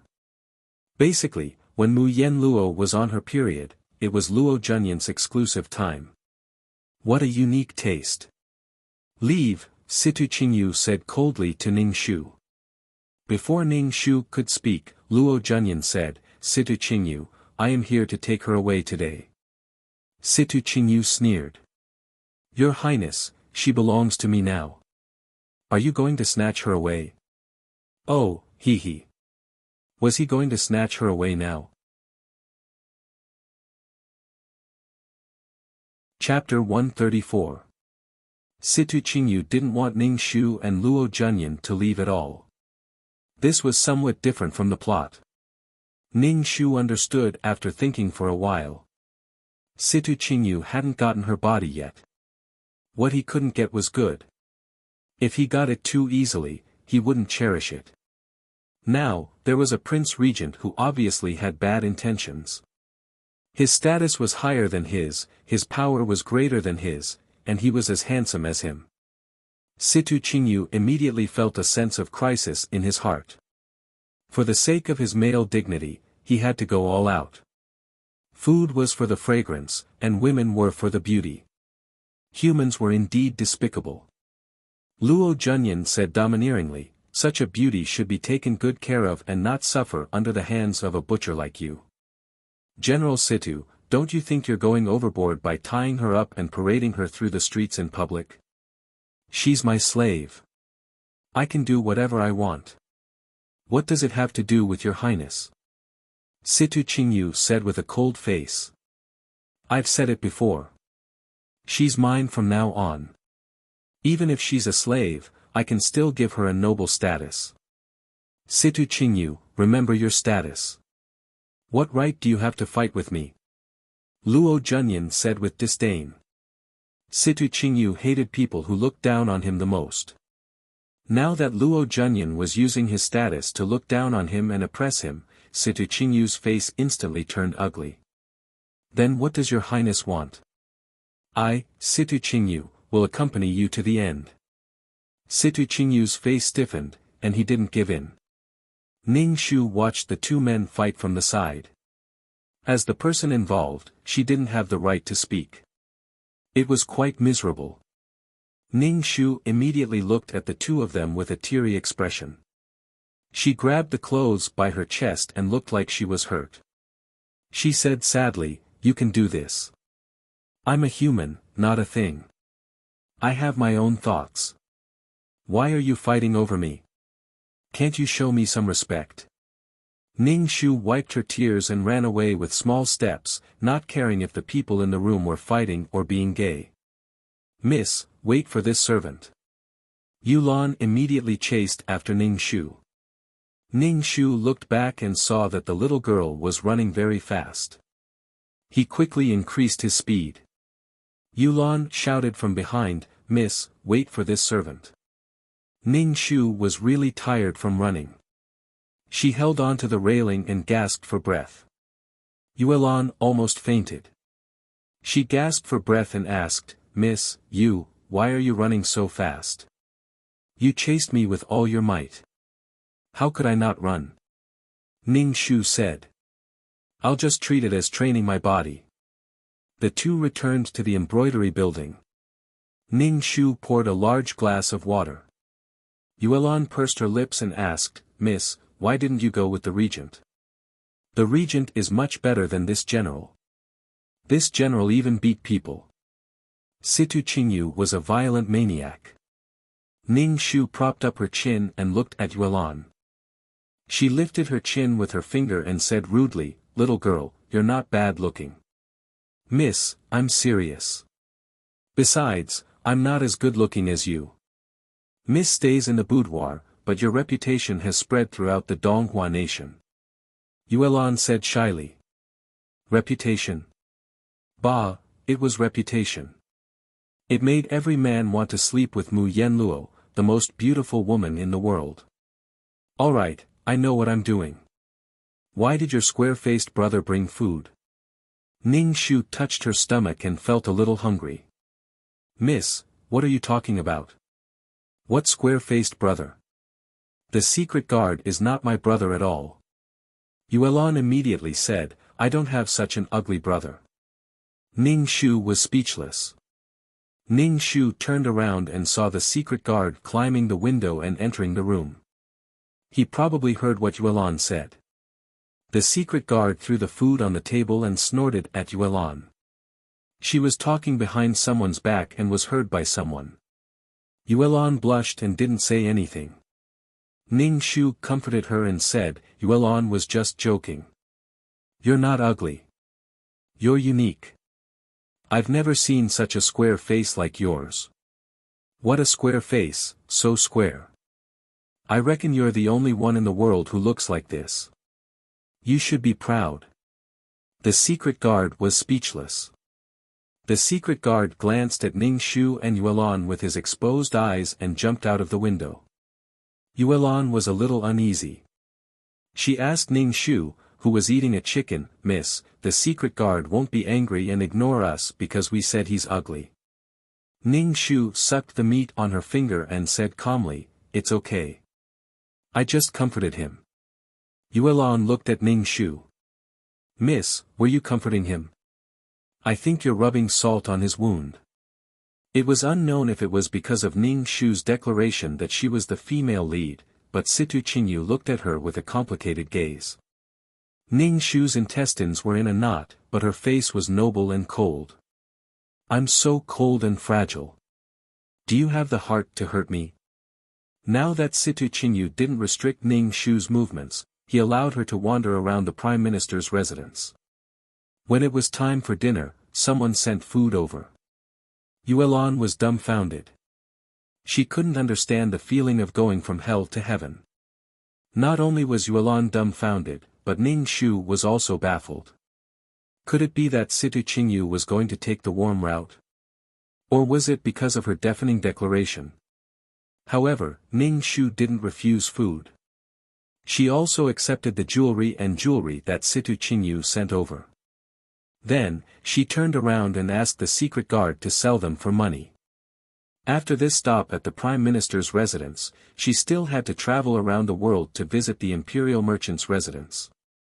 Then, she still had to find a teacher in the remote countryside, a divine doctor who liked to live in the forest, and the leader of the demonic sect who lived halfway up the mountain like a caveman. What was she going to do if she didn't have money? However, the secret guard didn't get much money. Ning Shu suspected that Situ Qingyu didn't send fake goods, or that the secret guard was a fool who was forced to be fooled. Ning Shu stood in the pavilion and looked at Situ Qingyu who was practicing his sword outside. Petals swirled in the air, the sound of the sword resounded, and the light of the sword flashed. Coupled with the beautiful man Situ Qingyu, it was as beautiful as a painting. There should be a beauty playing the zither in such a scene, but Ning Shu didn't know how to play the zither at all. Situ Qingyu stopped his moves, and Ning Shu immediately applauded. "General, you've really played a cheap trick." Situ Qingyu and Ning Shu smiled faintly. Their forehead was slightly sweaty. When they smiled like this, they felt as if the school hunk was walking toward them with a basketball in his arms. It had a strong smell of hormones. "Mu Yenluo, this general wants to ask you. Are you willing to accompany this general?" Situ Qingyu asked Ning Shu in a deep voice. The current Situ Qingyu seemed to have restrained his hostility and ruthlessness. He looked masculine and valiant, with a thin waist and narrow buttocks, especially able to make a woman's heart ripple. Ning Shu was even more puzzled. Why did he suddenly change his style? Ning Shu asked, "Why? Why are you suddenly treating me so well? I feel overwhelmed by the favor and my heart trembles. I'm afraid you're going to do something to me." Situ Qingyu was speechless. Chapter 135. Situ Qingyu wasn't the only one who became more attentive to Ning Shu. Even Luo Junyan came to the Prime Minister's residence every day to deliver things. They were all treasures and valuable trinkets. Ning Shu was even more confused. These two people were wooing her. Ning Shu covered her face with her hands. She didn't expect that someone with less than 5 points of charm would suddenly be wooed one day. She didn't get this kind of treatment when she was cannon fodder. But soon, Ning Shu couldn't be bothered anymore. The secret guard said to Ning Shu directly, "These two people are making a bet to see who you will fall in love with. Don't ask me how I know. I just know." "Alright, I overheard it." Ning Shu felt heartbroken. After all this time, it was Situ Qingyu and Luo Junyan who made a bet that the beauty's heart would belong to whoever could win her heart. Ning Shu was speechless. Indeed, A dog can't change its spots. She freaking thought that she had become charming just because she was wearing the female lead's skin. It was all because of the attraction between the male and female leads. It had nothing to do with her personal charm. Now, Luo Junyan was loitering in front of her again. Ning Shu looked at Luo Junyan in front of her silently. His expression was that of a domineering CEO, making Ning Shu's balls hurt. Woman, come with me. I can give you a noble status and a richer life. Luo Junyan reached out his hand to Ning Shu. I will love you dearly. I heard that there are more than 30 concubines in the prince's residence. If I go to the prince's residence, won't they eat me up? Ning Shu looked terrified and helpless. She shook her head and said, there aren't that many women here. I'm willing to scatter my harem for you. I only want you, Luo Junyan said excitedly.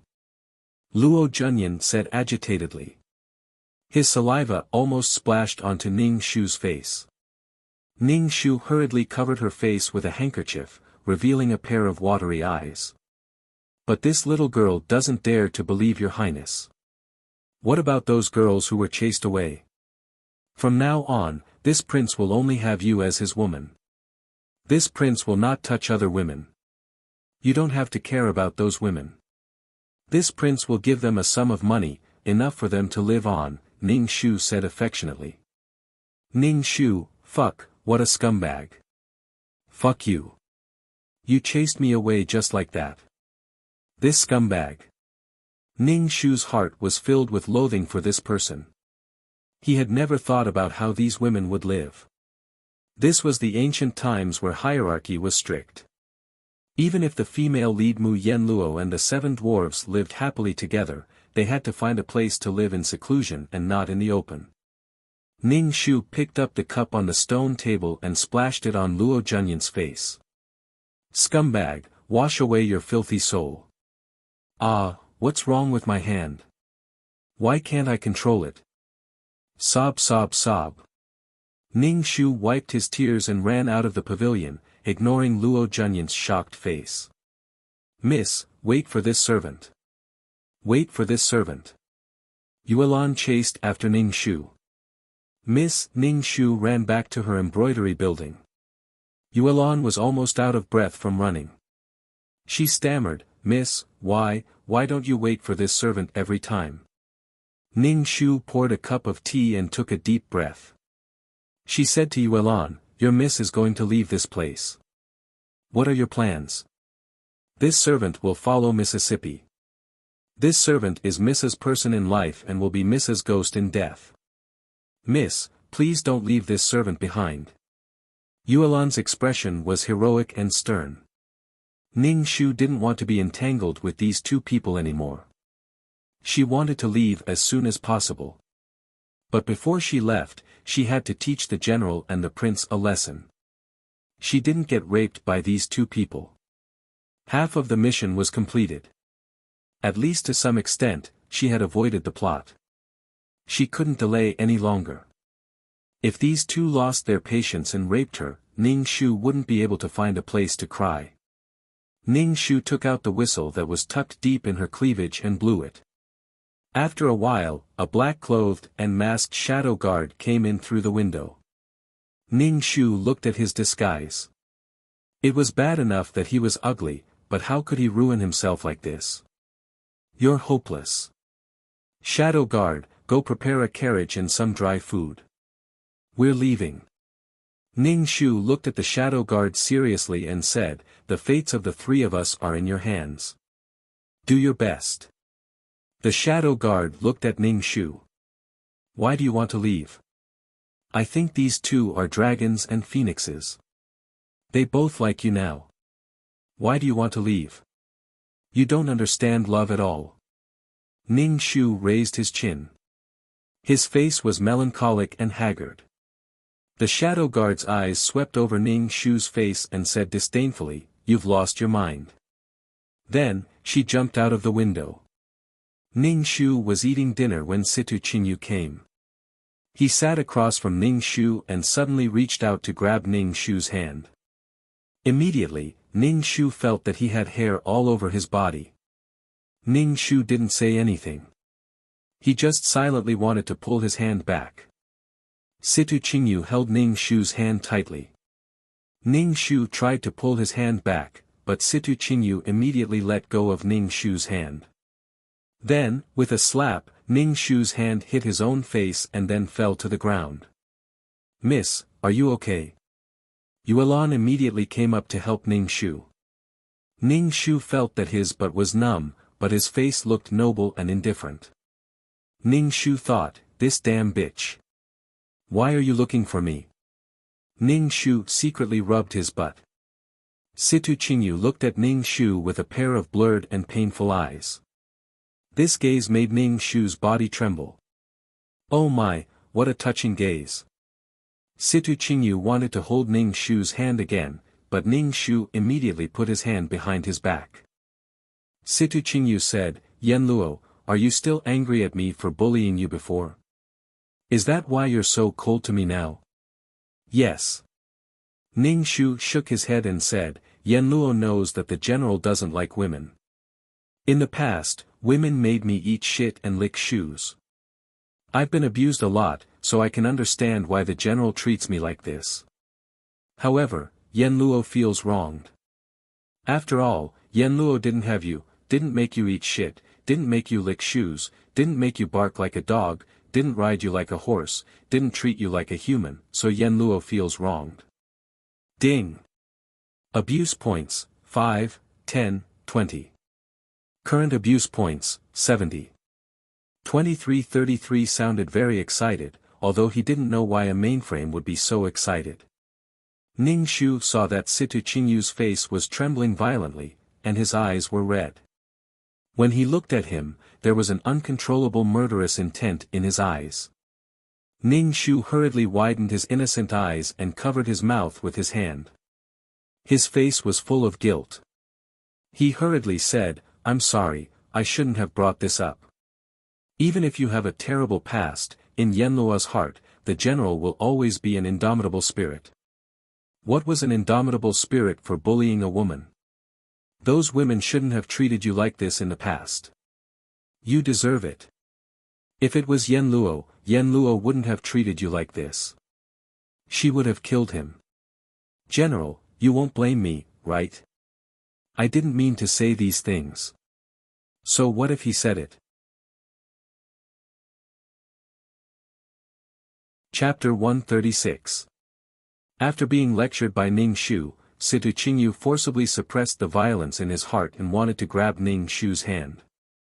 However, Ning Shu's hand was behind her back, so he could only put his hand on Ning Shu's shoulder and said affectionately, "Mu Yanluo, I love you."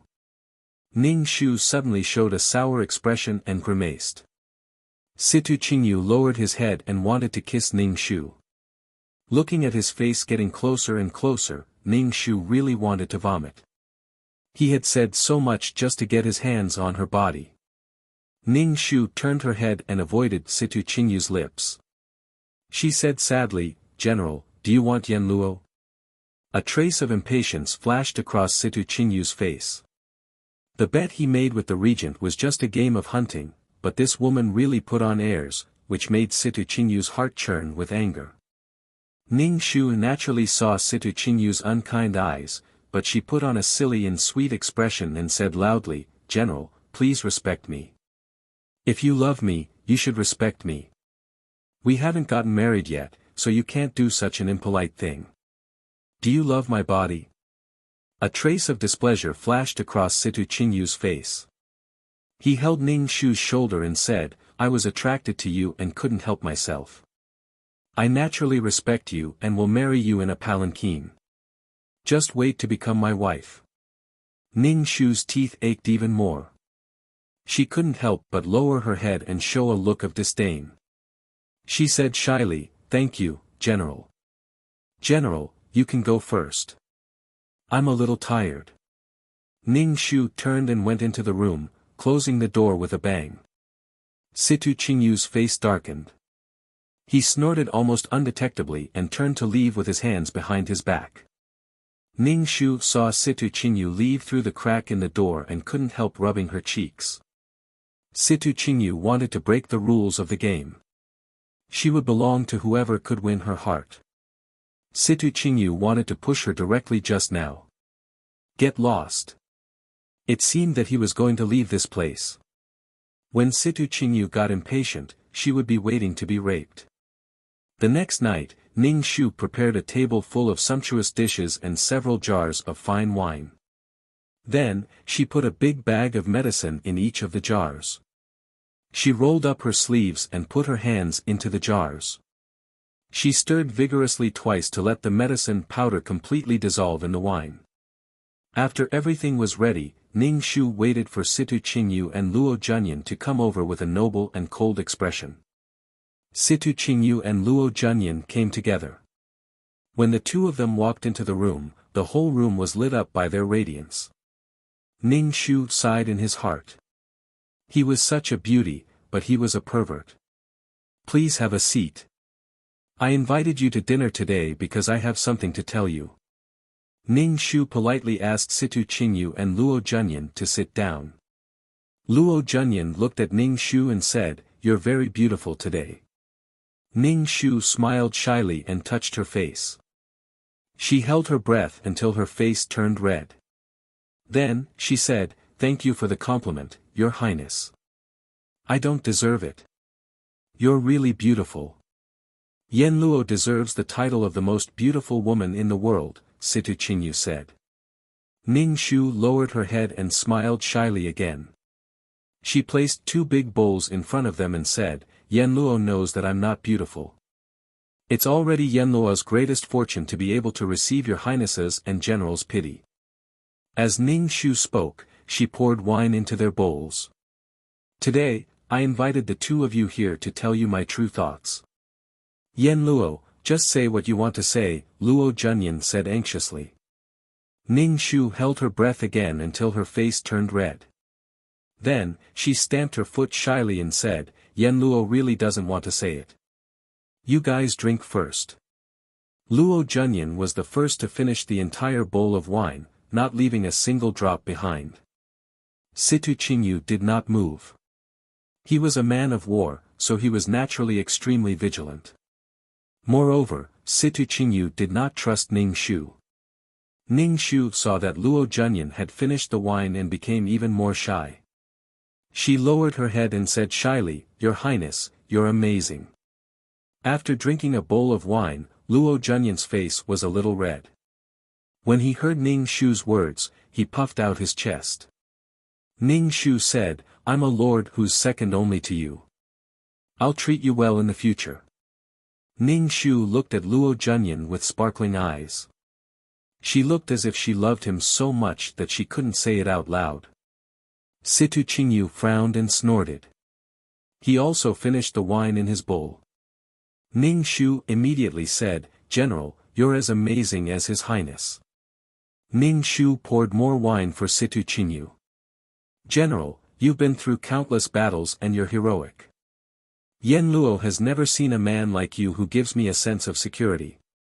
Luo Junyan raised his wine bowl and said provocatively to Situ Qingyu, "General Situ, I'll toast you." Situ Qingyu's expression didn't change. He clinked glasses with Luo Junyan and they both drank. Ning Shu stamped his feet anxiously and said, "Don't drink because of this. Eat. Drinking like this is bad for your health. Can you give me some face and not do this for me?" Luo Junyan reached out to stop Ning Shu from speaking. He said indifferently, "This is a duel between men. It has nothing to do with you." Ning Shu clutched his chest and shook his head with a twisted face. "But Yen Luo doesn't want you to do this. Don't do this. Drink, drink. It's best if you die from drinking." "Don't worry about it," Situ Qingyu said to Ning Shu. Ning Shu was obedient. She watched the two men compete in drinking. At first, they used bowls, but later, they drank directly from the jug. Ning Shu sat on the stool and crossed her legs as she watched the two men drink to their deaths. In the end, they were drunk and passed out on the ground. Girl, it's time to go to work. Ning Shu said to Yuelan. Yuelan held the package in her arms and said, Miss, are we leaving now? Wait. I'll be a good person to the end. Drag them to the bed, Ning Shu said as he rolled up his sleeves. Yuelan nodded obediently and put down the package. She pulled Situ Qingyu's arm and dragged him to the bed. Oh my, I didn't expect this girl to be so strong. Ning Shu grabbed Luo Junyan's clothes and used all his strength to drag him. Ning Shu's face turned red, but Luo Junyan on the ground didn't move at all. Miss, what are you doing? Yuelan asked Ning Shu. We should go. The secret guards are still waiting for us. Ning Shu panted and said, Come and help me. I can't move him. Yuelan hurried over and helped Ning Shu drag Luo Junyan onto the bed. Ning Shu reached out and unbuttoned Luo Junyan's clothes. After a while, Luo Junyan was naked and his most private parts were exposed. Yuelan was dumbfounded. She covered her eyes and asked, Miss, what are you doing? Be a good person. Ning Shu swiftly took off Situ Qingyu's clothes and walked around with him. Miss. Yuelan covered her eyes with her hands and looked at the two men's bodies through the gaps of her fingers. Chapter 137. Ning Shu let the two naked men hug each other and laughed. Congratulations on opening the door to a new world. Let's go. Ning Shu said to Yuelan. Seeing that Yuelan was still looking at the two men on the bed, he pulled Yuelan's collar and walked out of the room. Miss, I feel very excited, Yuelan said to Ning Shu. Her eyes were emitting a green light, which was especially terrifying in the dark night. Ning Shu was speechless. What are you excited about? Seeing the two of them lying on the bed, this servant's heart thumped, thumped, thumped, the roots of her hair stood on end, and goosebumps rose all over her body. In short, I was very excited. Yuelan's face was completely red. Ning Shu's jaw dropped to the ground. Situ Qingyu and Luo Junyan were not the only ones who were about to open the door to a new world. There was also Yuelan. Yuelan still wanted to go into the room, but Ning Shu grabbed her collar and blew the whistle. Then, a black shadow jumped in through the window and immediately jumped out again. Ning Shu was speechless. She and Yuelan were clearly in the courtyard. Why did the square-faced secret guard jump into the room? Have you prepared the things I asked you to prepare? Ning Shu's secret guard asked. The secret guard nodded and said, The carriage is outside the courtyard wall. We can leave soon. Ning Shu heaved a sigh of relief and quickly said, Let's go. The three of them avoided the patrol team in the residence and reached the courtyard wall. Ning Shu asked, How do we get over? The secret guard said pretentiously, I'll carry you over. Then, the secret guard held one of them with each arm and stepped on the courtyard wall, trying to fly over. In the end, the secret guard overestimated his ability. The three of them fell to the ground and rolled into a ball. Can you do it or not? Ning Shu patted the dust off his body. It was unbearable to meet such an unreliable secret guard. The secret guard said, I can climb over the wall by myself, but I didn't expect that I couldn't climb over with two people. Ning Shu was speechless. Forget it, Yuelan and I will just go crawl through the dog hole, Ning Shu said snappily.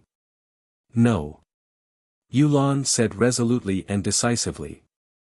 Ning Shu said, This servant will go through the dog hole. Miss and the shadow guards will climb the wall. Both of them were running away, so how could there be a difference between the two? He was simply drunk. In the end, Ning Shu still held his chest and squeezed out of the dog hole. When he came out, Ning Shu said to Yuelan, Quickly support your young miss. Your young miss's chest hurts. Miss, do you want this servant to give you a massage? Yuelan reached out her hand to massage Ning Shu's chest. Ning Shu was speechless. The shadow guard came over with a carriage. Ning Shu and Yulan hurriedly got on the carriage. Secret guard Ning Shu asked, "Miss, where are you going?" E-City. The black-bellied imperial merchant was in that place. E-City wasn't far from here, so it would only take a day's journey. Does Miss have any relatives in E-City? The shadow guard asked, or does Master want Miss to meet up with them in E-City? No, I just want to go to E-City. Ning Shu said very willfully. The carriage left the capital. Looking at the capital's city gates getting further and further away, Ning Shu let out a deep breath. At least she wasn't pushed down by those two men. She didn't get pregnant, she didn't have a miscarriage, and she didn't get pushed down when her period came. After a busy night, Ning Shu also felt tired. He slept back to back with Yulan. Prime Minister's Manor, in the embroidery building. The room was filled with a strong smell of sex. Under the moonlight, the transparent gauze curtain could faintly make out the movements of the people on the bed. One was half kneeling, the other was crawling on the bed. They were constantly moving. Low panting, moaning, and crying sounds mixed with pain and pleasure. It was ambiguous. The two men were having sex, dripping with sweat. Their skin was touching, and the places where they were joined were dripping with blood. It made people feel even more tyrannical. Ding, abuse points 100. Ding, abuse points 100. Ning Shu woke up in the morning to 2333's happy voice. There were so many aphrodisiacs. He hoped that these two guys would die from the explosion. These aphrodisiacs were all produced by the system, and their efficacy was guaranteed. They were also on credit with 2333. When it was time to return the points, he would have to pay the interest. Ning Shu gritted his teeth and exchanged for the aphrodisiac. Damn, he felt that 2333's system was a blood-sucking existence. He stretched lazily. Life was still beautiful. Ning Shu lifted the curtain and saw that the carriage was parked in a forest by the side of the road. The shadow guard driving the carriage set up a fire not far away. There was a stove above the fire, boiling water. Ning Shu stretched out his leg and kicked the sleeping Yulan. Yulan immediately jumped up, but her head hit the roof of the carriage. Yulan covered her head. Ning Shu felt wronged and asked, "Miss, what's wrong?" Ning Shu walked to the shadow guard's side and sat down. He asked the shadow guard, "Good morning. How far are we from E-City?" "It's not far.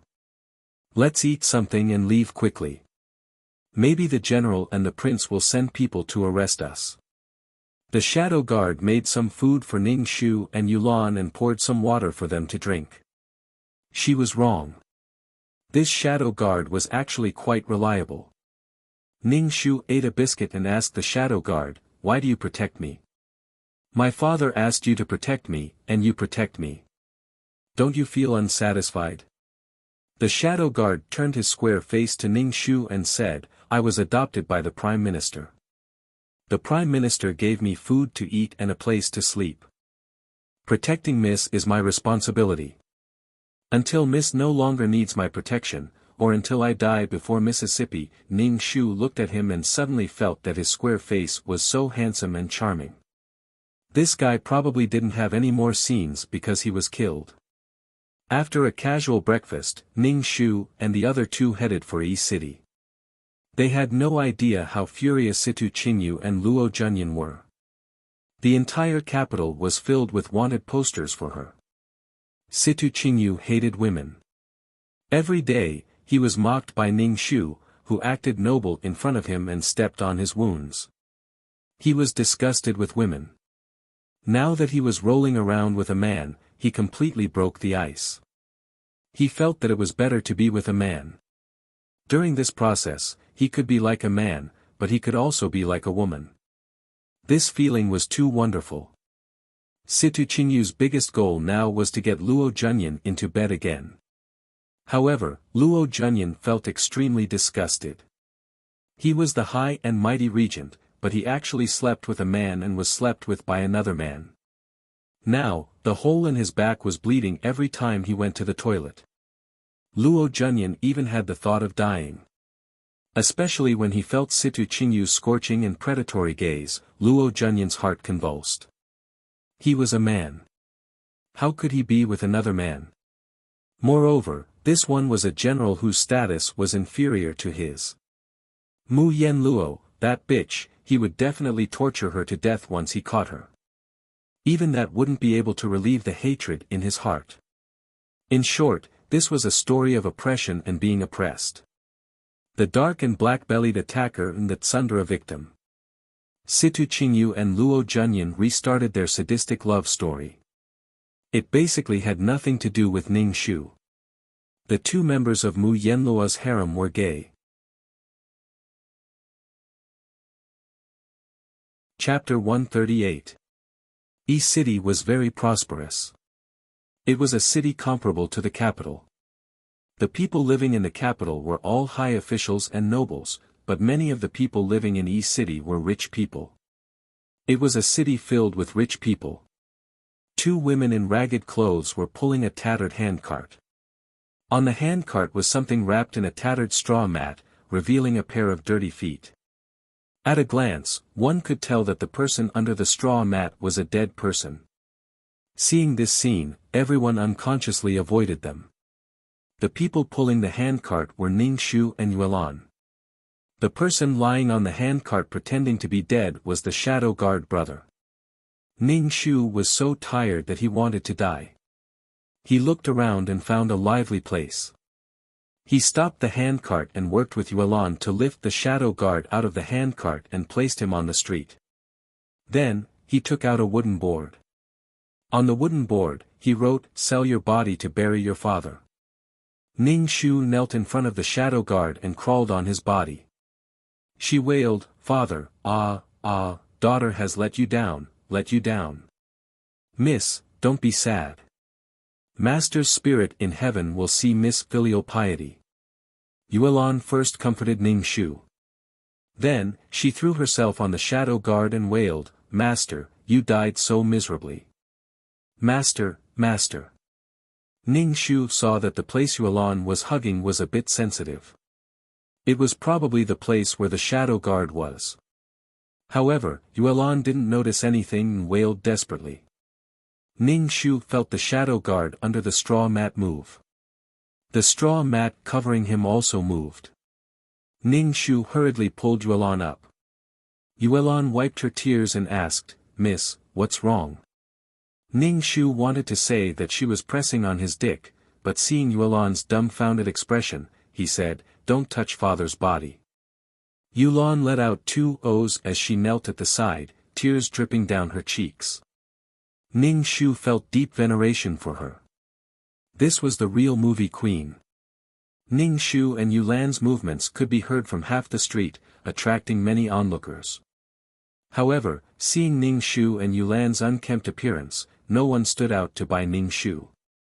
Ning Shu did not mind. His target was not these people. He was waiting for the male lead, Huang Shangjun, a rich and powerful man. "Miss, what should we do now? It's been so long since someone asked us about the price." Yuelan asked. Ning Shu said, "Don't worry." Yuelan saw that no one would ask her about it for a while, so she knelt on the ground and stopped wailing. She wiped her tears with a dirty handkerchief. The people around came and went, but no one came up to ask about the price. Ning Shu was a little regretful. If he had known, he would not have put himself in such a sorry state. He made himself too pitiful and no one asked. Ning Shu was about to fall asleep while kneeling on the ground. Her head was nodding off bit by bit. Beside her, Yuelan had already fallen asleep while leaning on the handcart. She was drooling. "Sell your body to bury your father?" A low and sexy voice sounded. Ning Shu's drowsiness disappeared and he quickly pushed Yuelan who was sleeping next to him. As soon as Yuelan opened her eyes, she immediately wailed. "Master, it's this servant's fault. I didn't protect Miss well and let Miss fall to the point of selling her body to bury her father." Miss, this servant is pitiful Mississippi. Yuan hugged Ning Shu and wailed. Ning Shu used all his strength to pull Yuan's arms away and said sadly to the person who came, "Young master, this little girl is from Chuzhou City. I really have no other way, so I sold my body to bury my father. Raise your head and let me have a look." Ning Shu immediately raised his head and looked at the man. The background around the man was blurred. He was a shining existence. This was definitely Nanshujin. Qi Xing's body flowed with a kind of gentle and cruel beauty. He was steady and gave people a sense of danger. His eyes were deep and calm, as if something was surging. This was the two-faced imperial merchant, Qi Xing. Qi Xing narrowed his eyes slightly and looked at Ning Shu's dirty face. He closed the folding fan and gently hit the palm of his hand. He said, "Why don't you wash your face and make it prettier so that you can sell it at a higher price?" Before Ning Shu could say anything, Yuan said, "My miss said that she doesn't care about our appearance. Anyone who helps us is a good person." Qi Xing was wearing a brocade robe. Every part of his body was incomparably exquisite. Even the pendant of his folding fan was made of round jade. At first glance, people could tell that he was from a wealthy family. His every move carried with it the aura of wealth. Qi Xing squatted down and lifted the tattered straw mat with his folding fan. He tilted his head and looked at the shadow guard's square face. Then he looked at Ning Shu and said, "You look a little different from your father." Ning Shu said indifferently, "My mother's beauty neutralizes my father's ugliness." Ning Shu felt wronged for the shadow guard. Not only was he ugly, but he also looked old. Qi Xing didn't even question the shadow guard's age. How could he have a daughter as old as her? Ning Shu looked at Qi Xing expectantly. "Young master, do you need a maid?" "As long as you bury my father, I will be your maid." Qi Xing opened his fan with a schwa sound and said arrogantly, "How much money do you want?" Ning Shu stretched out a finger. Qi Xing glanced at Ning Shu's finger. "1 tael of silver." Fuck, 1 tael of silver wasn't enough. They were pretending to be dead and crying. It wasn't enough to buy 3 bowls of noodles. Rich people were all stingy. Ning Shu said shyly to Qi Xing, "Young master, 1 tael of silver is a little too little. It can't even buy a coffin." Qi Xing waved his folding fan and said indifferently, "Say it." "How much?" "My father used to be an official of the imperial court. Although he was a 7th-ranked minor official, he was still an official. If he was buried so carelessly, how could he face his ancestors? So young master, can you raise the price a little?" Ning Shu pulled Yuan over. "In the future, both of us will be your maids. You said so much just to raise the price." Qi Xing was incomparably indifferent. "How much?" 10,000 taels of silver. Ning Shu said sonorously. Qi Xing's expression didn't change. Ning Shu's eyelids twitched. He was indeed a black-bellied imperial merchant. Qi Xing stretched out 5 fingers. Ning Shu frowned and asked, 5,000 taels of silver. 5 taels of silver. If you don't want to, then forget it. Qi Xing said indifferently and turned to leave. Ning Shu saw that Qi Xing really left. He quickly stood up and stepped over the shadow guard. He caught up with Qi Xing and said, "Young master, please wait." Pft, cough cough cough. The secret guard that was stepped on by Ning Shu coughed violently.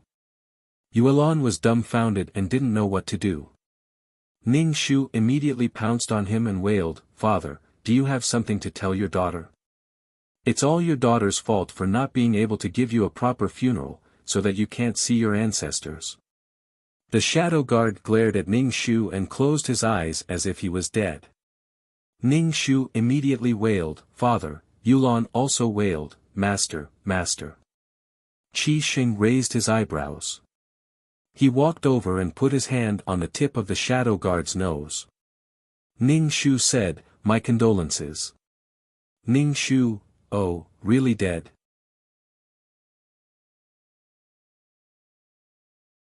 Chapter 139.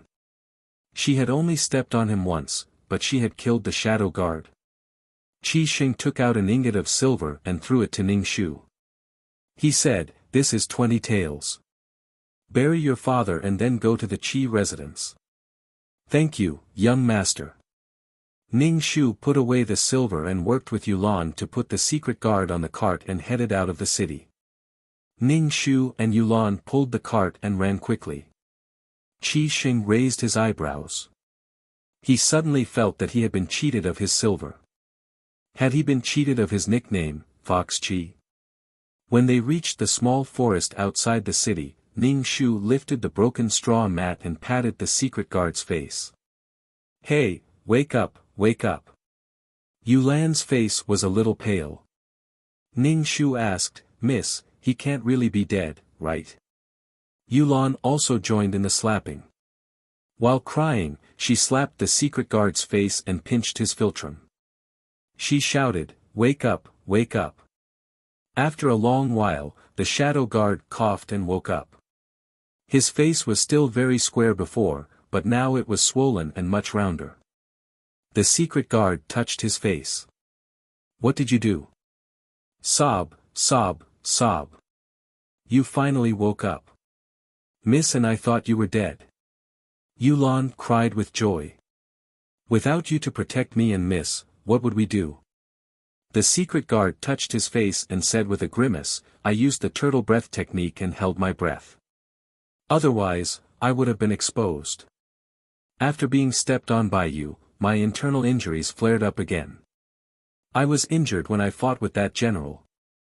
The secret guard explained. Ning Shu instantly felt guilty and said, "Hurry up and treat your injuries. If you need any medicinal herbs, go buy them. Didn't I give you a lot of money before? That money is Mrs. How can I use it casually?" The secret guard said. Ning Shu instantly felt that the secret guard's image was incomparably great. He said, "It's fine. You can use it as you wish. Treat your injuries. Nothing is more important than your body." Seeing that the shadow guard had woken up, Yulan also breathed a sigh of relief. She and the young miss were both women. Having a man who knew martial arts by their side was like a stabilizing needle. Especially since the young miss was so delicate, she looked as if she hadn't eaten at all. Ning Shu and Yulan changed into slightly better cotton clothes.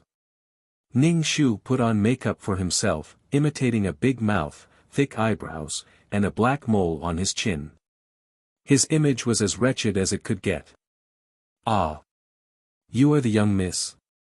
Yulan let out an earth-shattering wail, shaking the birds in the forest to the point that they flew away.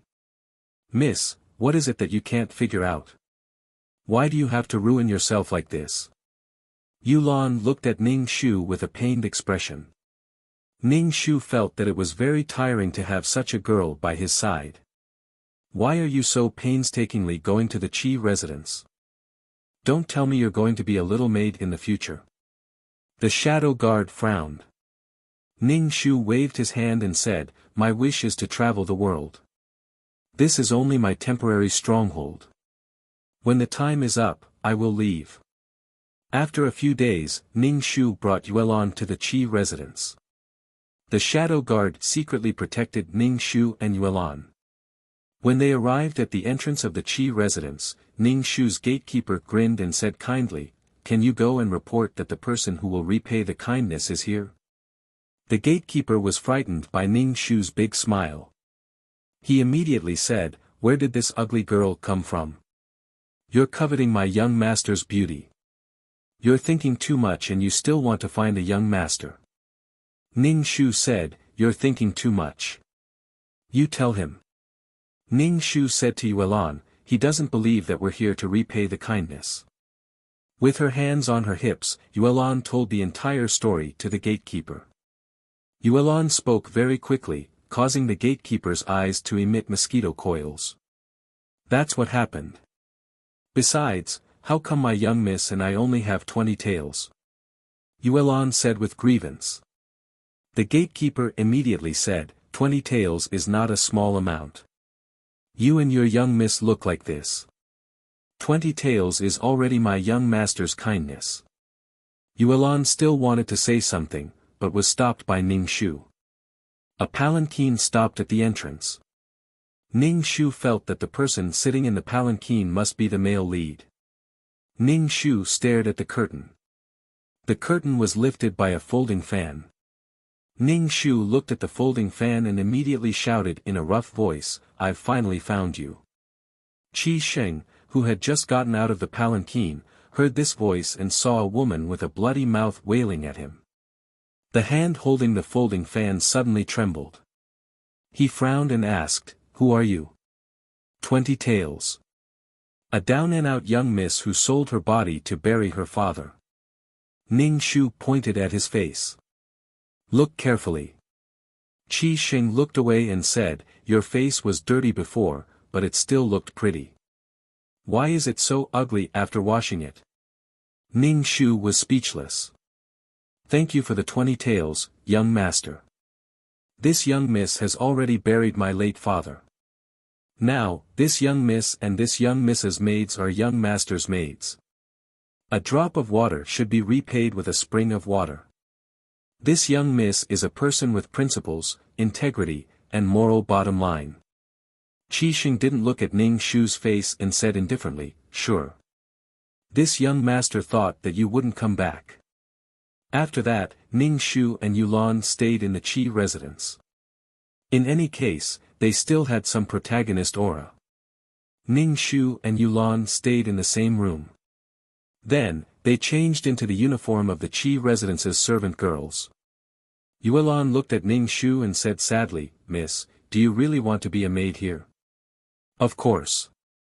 After spending so much effort to come in, of course I want to be a maid." If she didn't get close to Qi Sheng, how could she get out of the plot? Even if she didn't come over, the plot would force her to meet Qi Sheng. In the plot, Mu Yenluo was physically and mentally exhausted by Situ Qingyu and Luo Junyan. She even asked for a threesome and escaped when the two were not paying attention.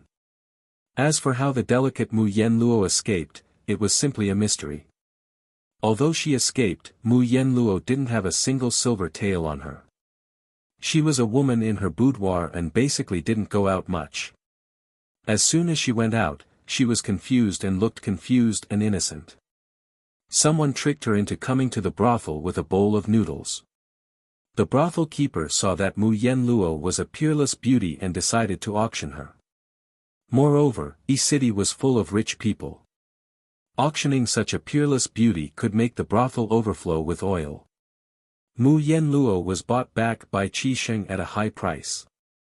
Although Mu Yenluo avoided the brothel in her next 2 rebirths and didn't let herself fall into a brothel, she still couldn't avoid meeting these men. Even if she took a detour and didn't take this road, she would still meet these men. It really made her collapse. Qi Sheng, who was bought back, didn't do anything to Mu Yenluo at first. He just put her in the backyard and didn't rape her violently like Situ Qingyu and Luo Junyan. Qi Sheng would visit Mu Yenluo's courtyard whenever she was free. Then, she would chat with Mu Yenluo about poems, songs, and ideals. In short, Qi Sheng looked like a gentle gentleman. Chapter 140. Mu Yenluo felt respect from Qi Sheng. He was not like other men. He was very gentle. Although she was bought by Qi Sheng, he gave her a different feeling. In the Qi mansion, Mu Yenluo felt an unprecedented peace. There were no 2 men eyeing her covetously and dragging her to do that kind of thing every day. Mu Yenluo thought that her life would be peaceful like this. She had a good impression of Qi Sheng. She even confided in him about her identity and what had happened between the 2 men. Qi Sheng did not dislike Mu Yenluo. He said that he had known her identity for a long time. After all, the streets of the capital were full of wanted posters for Mu Yenluo. He did not care about her past. Mu Yenluo was even more moved. So on a certain day and night, a man and a woman naturally had a heart-to-heart and body-to-body-to-body activities. Mu Yenluo felt that this was the most comfortable time after the fall of Donghua Nation, although she spent every day waiting for Qi Sheng. However, Qi Sheng did not give Mu Yenluo a definite identity. A concubine was not a concubine, and a wife was not a wife.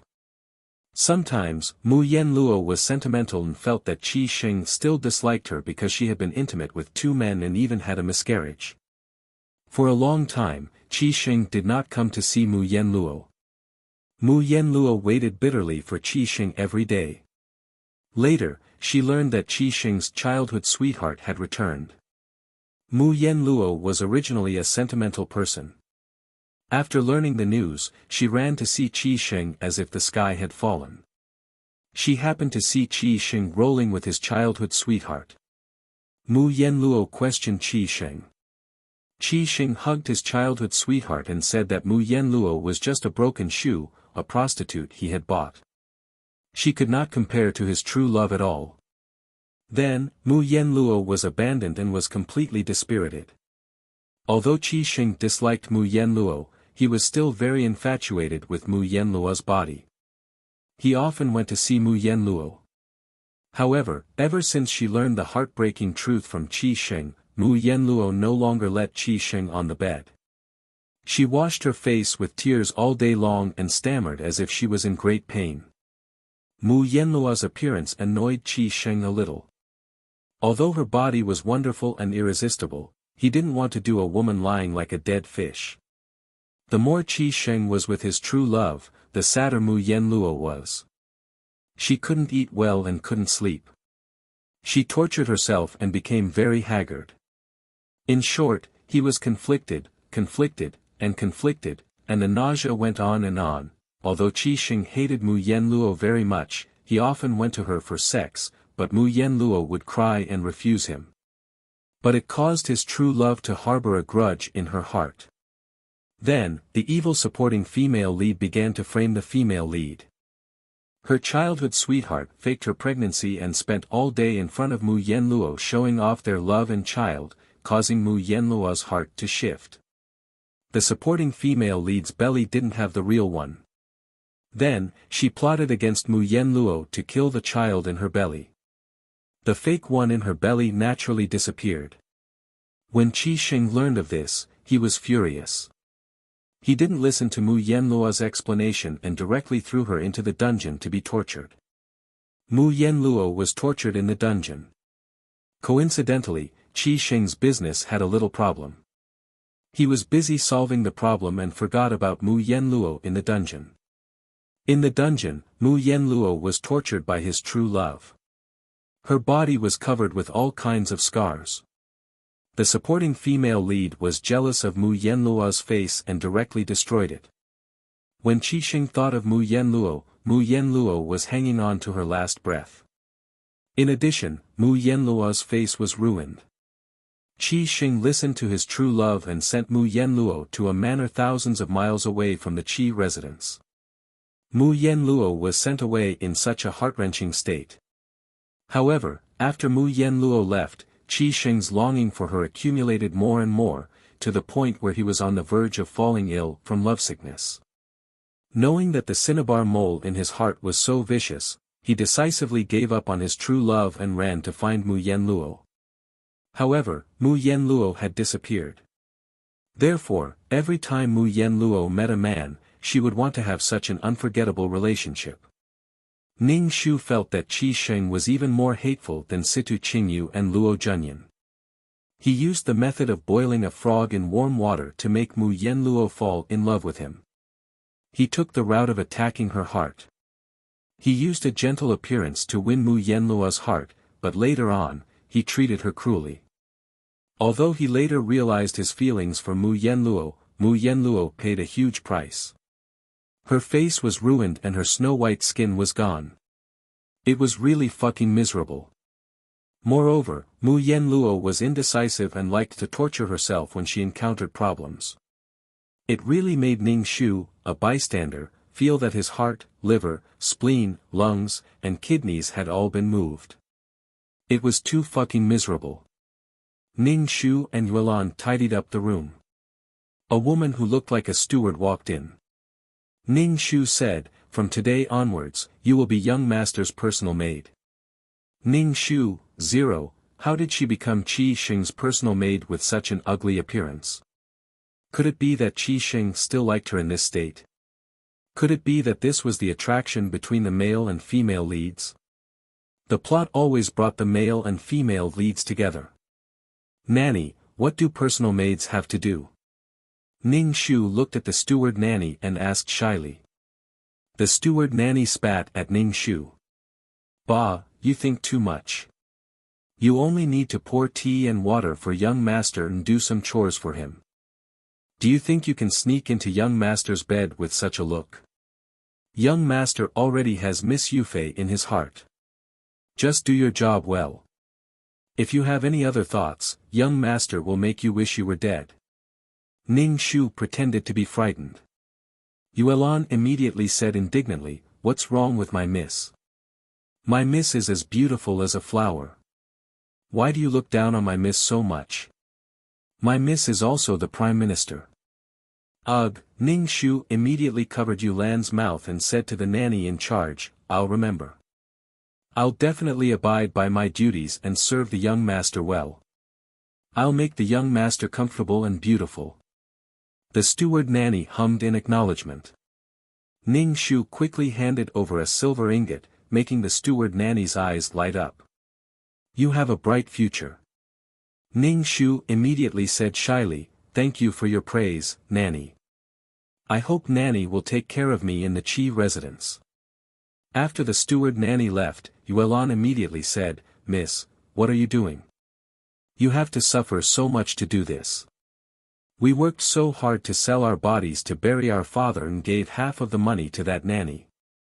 This servant's heart is bleeding. Your miss has her own plans." Ning Shu crossed her legs and said. Chapter 141. Ning Shu became Qi Sheng's personal maid. She brought the brewed tea to Qi Sheng's study. When she opened the door and walked in, she saw that Qi Sheng was busy. As the heir of the family business, Qi Sheng was very busy. But he still took the time to flirt with Mu Yenluo. Later, his true love came, and he flirted with his true love. He didn't seem to be busy at all. Ning Shu put the teacup in Qi Sheng's hand. Qi Sheng glanced at the teacup and then looked at Ning Shu. Ning Shu immediately opened his mouth and smiled at Qi Sheng, saying, "Young master, please have some tea." "Didn't anyone tell you that I drink warm tea?" Qi Sheng said indifferently. "I'm sorry, this servant just came and didn't know very well. How about this servant make it again?" Ning Shu's face was full of guilt. She quickly picked up the teacup and carelessly poured the boiling hot tea into Qi Sheng's hand. It was boiling hot tea. She poured the freshly brewed tea into Qi Sheng's hand. "What are you doing?" Qi Sheng frowned tightly. He was in some pain and his hand turned red in an instant. Ning Shu felt even more guilty. She quickly took out a handkerchief and wiped Qi Sheng's hand.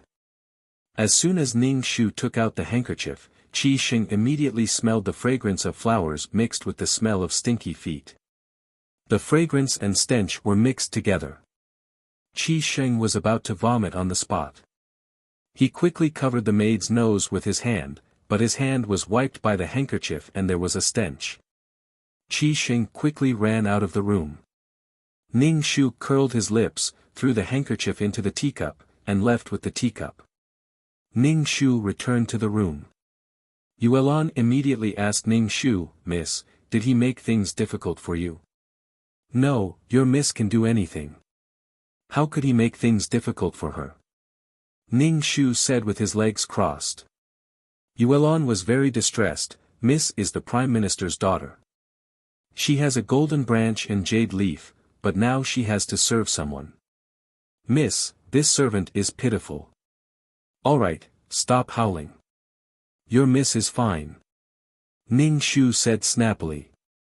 Yuelan immediately shut her mouth and sobbed. She felt very wronged. Although Ning Shu disgusted Qi Sheng still let Ning Shu continue to be his personal maidservant. Even if Ning Shu always made mistakes and was ugly, Qi Sheng still insisted that Ning Shu be his maidservant. Even when Ning Shu was serving Qi Sheng, his snot got into the food. When Qi Sheng was bathing, Ning Shu walked in casually and poured a bucket of hot water into the bathtub. It was so hot that Qi Sheng jumped up and ran around the house naked. Moreover, Ning Shu's body always smelled like stinky feet, which was especially unbearable for Qi Sheng. However, Qi Sheng was still able to endure it. This made Ning Shu sigh.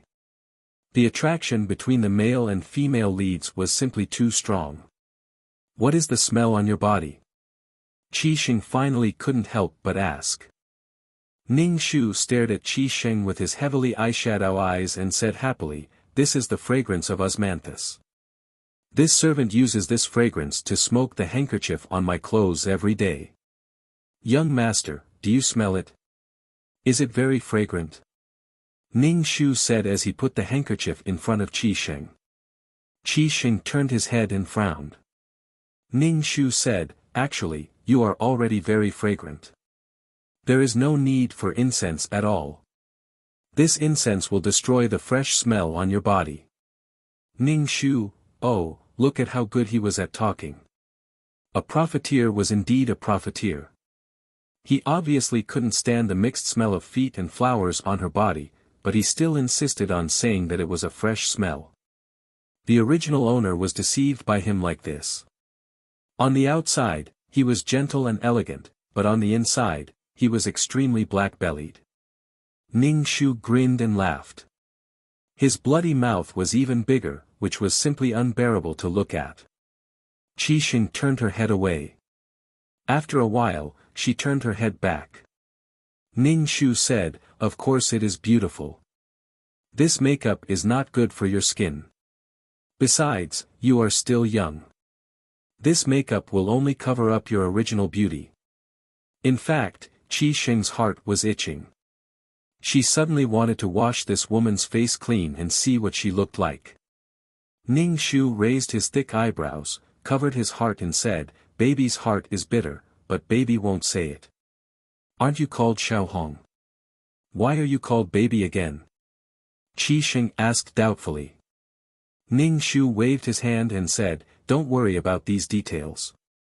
This servant's appearance is very similar to this servant's father. Because I am ugly, I use beautiful makeup to cover up my ugliness. Young master, you don't know how bitter this servant's heart is. This servant doesn't dare to remove my makeup at night. I am afraid that when I wake up at night, I will be mistaken for a ghost." Ning Shu touched his face narcissistically and said, "Fortunately, someone taught me the art of makeup. Now that I put on makeup, this servant is much more confident." Qi Sheng's face trembled, and she couldn't speak. "Your appearance is given by your parents. You shouldn't be so disdainful. You don't have to be like this when you are with me. I won't dislike your appearance. In the future, you don't have to put on such troublesome makeup. Naturally, you will be the most beautiful." Qi Sheng's eyes were very sincere, giving people the feeling that he was trustworthy. These words were truly heartwarming. Ning Shu truly understood how Mu Yenluo felt at that time. She was riddled with wounds.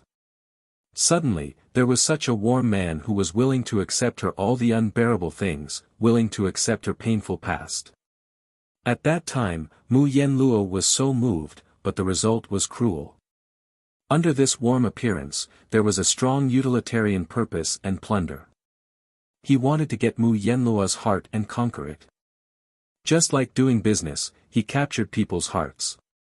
Understanding people's hearts allowed him to smoothly obtain Mu Yenluo. Only when Mu Yenluo was hanging on by a breath and disappeared did Qi Sheng understand his feelings for Mu Yenluo. Ning Shu felt like the whole zoo was in chaos. "Many thanks for young master's concern, but this servant's heart is too inferior. Without this makeup, this servant cannot go out.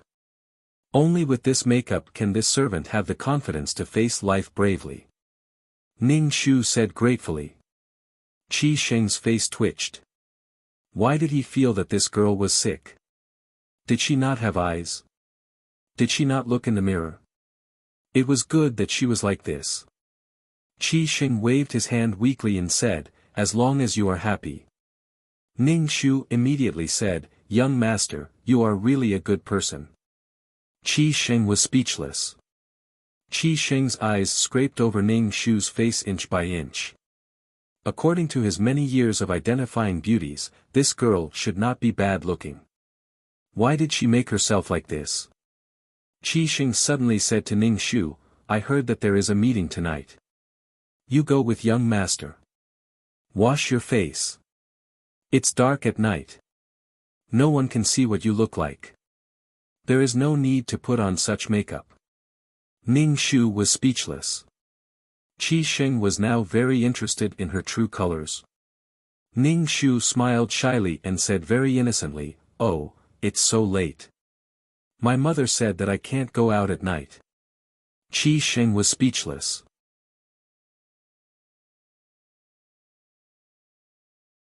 Chapter 142. Qi Sheng's intention to make Ning Shu wash his face naturally fell through. Qi Sheng's eyes wandered over Ning Shu's face. Finally, he said indifferently, since you don't want to, then forget it. I heard there are many beautiful lanterns. Ning Shu was not interested in lanterns. One who was unaccountably solicitous was hiding evil intentions. What she needed to do was not to be pushed down by Qi Sheng, let alone be conquered by Qi Sheng's sugar-coated bullets. Then, she would wait for Qi Sheng's true love to come back. Ning Shu's days in the Qi mansion were very comfortable. Qi Sheng was an imperial merchant, and his family's money was even worse. His food, clothing, housing, and transportation were all top-notch. Even the food and clothes for his servants were not bad. At night, Qi Sheng actually ran to Ning Shu's room. Yuelan looked at Qi Sheng with vigilance and said bluntly, what are you doing here? Are you coveting my young miss? Ning Shu smiled at Qi Sheng and asked, young master, do you have something to tell me? There's a lantern festival tonight. I need to take my servant with me. You can come with me. Qi Sheng looked at Ning Shu with gentleness and expectation in his eyes. It made people unable to refuse him. It was as if refusing him was a cruel thing. Ning Shu said indifferently, young master, I'll go. Okay, you tidy up. I'll wait for you outside. Qi Sheng's face showed a smile. He stood up and walked out. Yuelan made a face at Qi Sheng's back and said, young miss, do you really want to go? Take me with you. This person doesn't seem to have good intentions. Ning Shu nodded and began to put on makeup in front of the mirror. Then, she changed her clothes and went out. Yuelan stared at Ning Shu with her eyes wide open. She said with a trembling voice, young miss, why can't you figure it out? Ning Shu nodded and walked towards Qi Sheng in the courtyard. Qi Sheng was very pretentious as he faced a tree and put on makeup under the tree. Ning Shu stood behind Qi Sheng and said shyly, young master, I'm done. Qi Sheng turned around and looked at Ning Shu. His eyes widened in an instant and he was speechless for a long time. Ning Shu blinked his dark eyes and looked shy. Young master, am I pretty? Qi Sheng swallowed a mouthful of saliva. His Adam's apple rolled up and down, and the expression on his face cracked. He said with difficulty, your aesthetic sense is really different from ordinary people. She had a pair of black eyes, and her face was covered in makeup. Her mouth was red, and she was wearing a bright red top and a green skirt. Qi Sheng simply did not know how to describe it. Ning Shu looked at Qi Sheng's expression as if his eyes had been raped and felt very happy.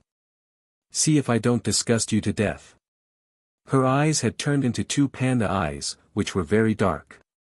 She was dressed in a vulgar red and green outfit, which was simply blinding. She felt great. Qi Sheng was a little impatient and his tone was a little angry. He said, didn't I say that nature is the most beautiful? Why do you have to do this makeup? Everyone is unique. Why don't you dare to face yourself? Listen to young master. Hurry up and wash the stuff on your face. Qi Xing's tone was sincere. You are my person. No one in Yi City dares to laugh at you. Ning Shu was speechless. Look at how hypocritical he was. He obviously disliked her appearance and still said that he wanted to help her rebuild her confidence. Ning Shu said, "Oh, I don't want to go later.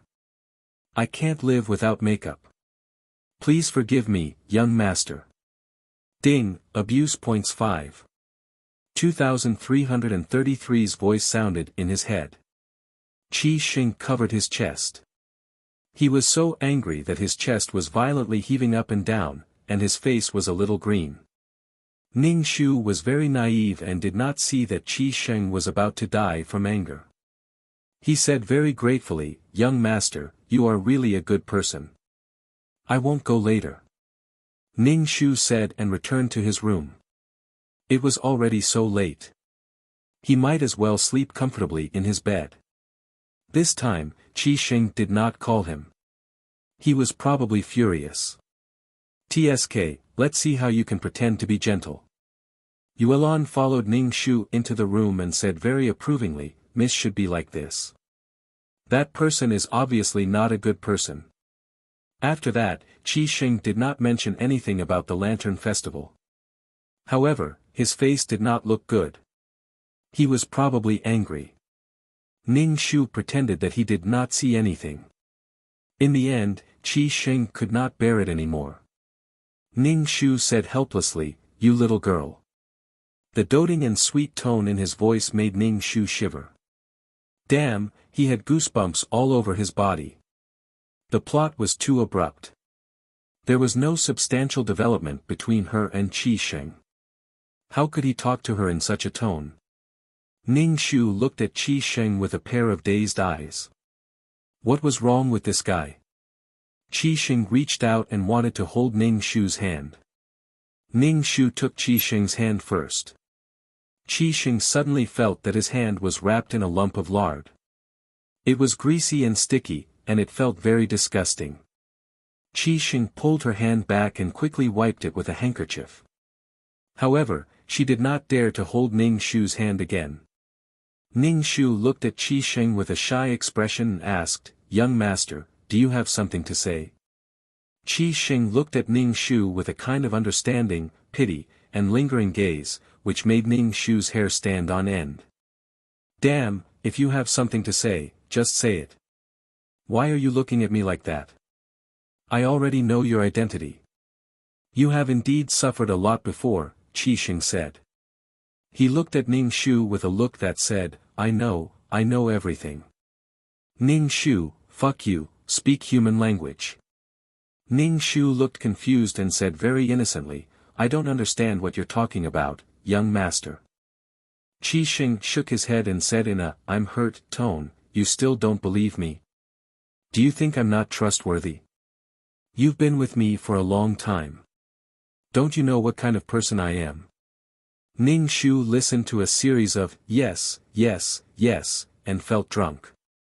Besides, she had been with Qi Xing for at most half a month. "You still don't want to tell me the truth. I know your identity is Mu Yenluo, the daughter of Prime Minister Mu of Donghua Nation. Now General Situ and the regent are looking for you. You should be careful," Qi Xing said very understandingly. Ning Shu looked at Qi Xing blankly. "I don't know what you're talking about. Who is Mu Yenluo?" "I'm Xiaohong, not Mu Yenluo." Qi Xing frowned and then relaxed. He said, "You should be careful. If others ask you in the future, you have to deny it like this. But you can trust me. Your young master can be relied on." Ning Shu nodded and said very gratefully, "Although I don't know what you're talking about, I still want to thank you. Yenluo, can you reveal your true face to me?" "I want to remember your real face," Qi Xing said very affectionately. This was his real purpose.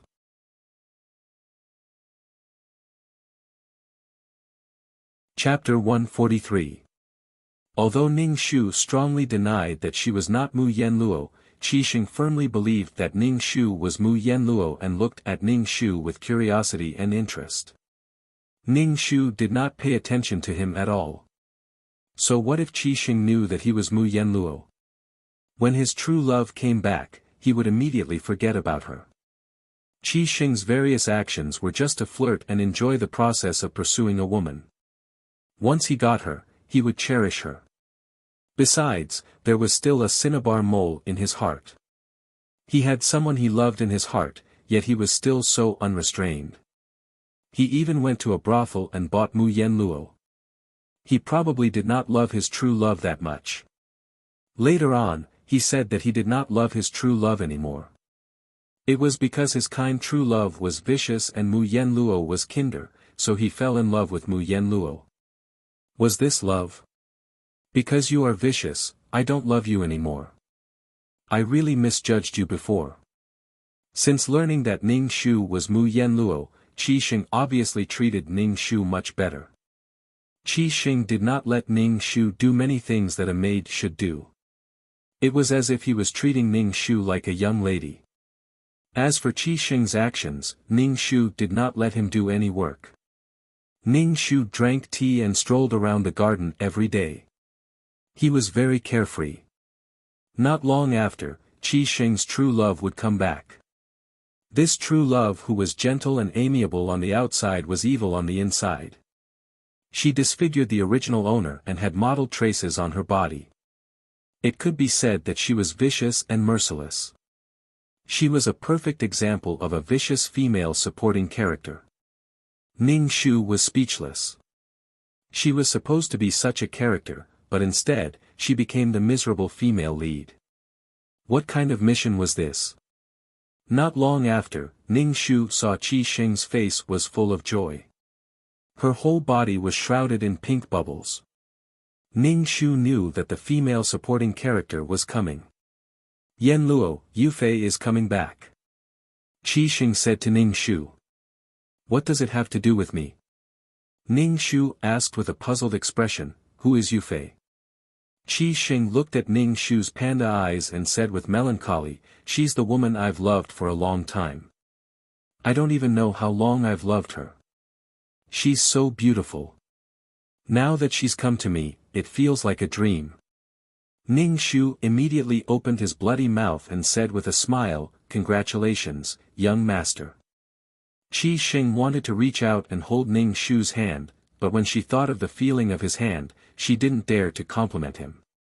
Ning Shu said, although Yufei is back, I will still protect you. You don't have to worry. Yufei is very kind. Even if she knows your identity, she will still protect you. Ning Shu, what the fuck? Was he trying to grab her with both hands? His true love had already returned, yet he was still giving her a guarantee. Ning Shu felt that he had learned something new. He was two-timing. It was normal. In the original plot, before his true love, Li Yufei, came back, Mu Yenluo and Qi Sheng had already done it. Qi Sheng had already gotten what he wanted. How could what he got compare to what he didn't get? Now, Ning Shu and Qi Sheng didn't even have an ambiguous relationship. Even if there was an ambiguous relationship, it was one-sided by Qi Sheng. Qi Sheng naturally comforted her. He wasn't an ordinary scum. Mu Yenluo was tortured to death by these men. In the end, she could still live happily with them. She felt drunk. Ning Shu looked at Qi Sheng with a pair of scattered eyes and said sincerely, congratulations, young master. Congratulations on having a son. Qi Sheng, sometimes, Qi Sheng wondered if this woman was really Mu Yenluo. It was so confusing.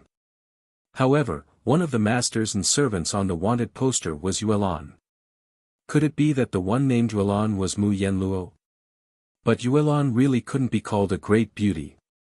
Qi Sheng had heard of Mu Yenluo, the #1 beauty of Donghua. However, his identity was destined to be unworthy. But now, Mu Yenluo was standing in front of him. Qi Sheng wanted to wash away the inexplicable thing on her face with a bucket of water. She was driving him to death at any moment. Then go and decorate Yufei's room. Young master believes in your taste. Qi Xing did this just to make Ning Shu jealous. However, Ning Shu wasn't jealous at all. Instead, he said happily, young master, don't worry. I'll definitely do it properly. Qi Xing suddenly thought of the smell on Ning Shu's body in his red and green clothes. His taste was really unflattering. Qi Xing quickly said, you haven't done this at home. You don't have to do it. I'll arrange for someone to do it. You're not used to doing this kind of rough work. Of course, Ning Shu knew what Qi Xing was thinking. Qi Xing was afraid that she would ruin it. However, Ning Shu's face showed an attentive smile as she said, let this servant do something for Miss Yufei. Perhaps this servant and Miss Yufei will become sisters in the future. Become sisters? Qi Xing looked at Ning Shu and thought about the meaning of Ning Shu's words. It should be what he hoped. Qi Xing stepped forward and wanted to hold Ning Shu's hand, but he stopped himself and said happily, Yufei is very kind. You'll definitely become good sisters. Bah, you're dreaming. Such a person could become the male lead. Ning Shu felt that his worldview was broken. If she was kind, then she would accept all kinds of things. If she didn't agree or accept, then she wasn't kind. Oh my, when was kindness defined like this? Hee hee. Every time he saw Qi Xing's deep affection and gentleness, Ning Shu wanted to poke his eyes blind. It was really disgusting. Ning Shu disdained Qi Xing to death. Therefore, Ning Shu's purpose was to be a matchmaker and let Qi Xing and true love be together forever. Ning Shu took Yuelan to prepare a room for his true love. Yuelan shook the quilt and said, Miss, I'm a pitiful miss. I'm a noble, but I have to do the work of a servant. If master knew, he would be very distressed. It was unknown where Prime Minister Mu was enjoying his life. There was pitifully little ink. He was just a passerby. Ning Shu took down the simple and elegant mosquito net and replaced it with an exaggerated style. The colors were red and green. All kinds of colors were messy and dazzling. It showed that she strongly welcomed the female lead. It was unknown what kind of expression the elegant and gentle female lead would have when she saw such a dazzling room. Yuelan looked at the entire room and rubbed her eyes. Miss, when did you like these colors? This, after experiencing so much, your miss realized that the colors of life should be colorful. It should be rich and colorful. Ning Shu clapped his hands and said. After Ning Shu finished decorating the room, Qi Xing wanted to go in and take a look. After all, it was his heart's cinnabar mole. He was still at the stage of pleasing Li Yufei. He was afraid that Ning Shu would mess things up. Young master, please believe in me. I will definitely give Miss Yufei a big surprise. Ning Shu stubbornly refused to let Qi Xing go in. Qi Xing tapped Ning Shu's nose and said dotingly, your young master naturally believes in you. Fuck, he didn't want his claws anymore.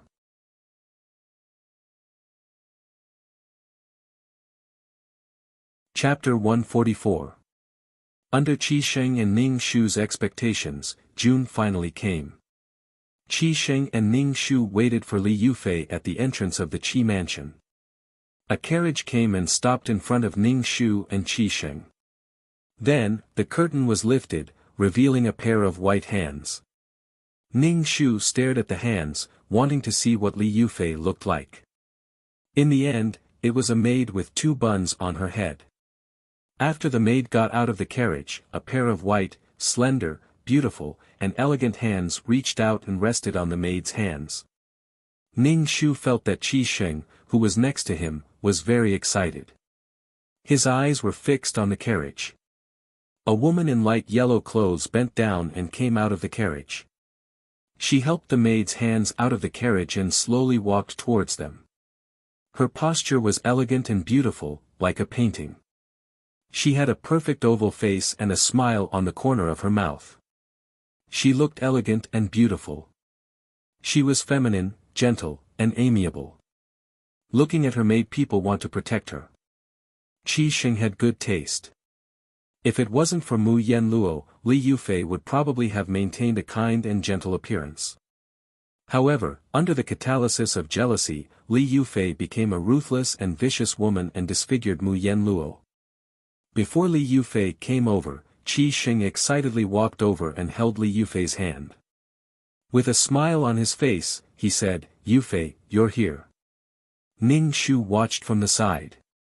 He felt that Qi Sheng liked to hold other people's hands very much. He grabbed women's hands whenever he saw them. In fact, he was a hooligan inside. Li Yufei's face showed a smile. She pulled her hand out and said, "Brother Sheng, my father asked me to say hello to you. How is uncle's health?" Qi Sheng looked at Li Yufei with a very gentle gaze. He wanted to make her pregnant. Li Yufei was a little embarrassed and blushed. The two looked at each other like this. Ning Shu squeezed over with a pair of panda eyes. Li Yufei was shocked when she saw Ning Shu's face. Her voice was a little sharp as she asked, "Who are you?" Qi Sheng introduced her to Li Yufei enthusiastically. "This is Xiao Hong. She decorated your room. She's my personal maid." When Li Yufei heard that her room was decorated by this ugly girl who was beyond recognition, her heart trembled. Her face was already ruined, so what would her room look like? Then, when she heard that it was Qi Sheng's personal maid, Li Yufei's face revealed an intimate smile. She said, "I've troubled little Hong." Ning Shu Li Yufei cracked her lips and revealed a terrifying smile. She said directly, "I heard that Miss Yufei is young master's beloved woman, so this servant tried her best to give Miss Yufei a surprise." When Ning Shu approached Li Yufei took a step back and covered her nose with a handkerchief. She said to Qi Sheng, "Brother Sheng, Yufei is a little tired. I want to rest." Qi Sheng had a gentle smile on his face. He said, "I'll take you to your room." Qi Sheng and Li Yufei walked side by side in the front. Ning Shu followed behind.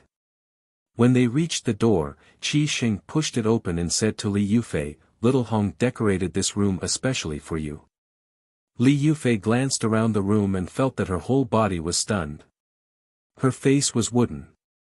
Qi Sheng saw Li Yufei's expression and quickly turned his head. He saw that the room was colorful and inexplicable. The bead curtains were strung together in various colors. There was no order to it and it was extremely ugly.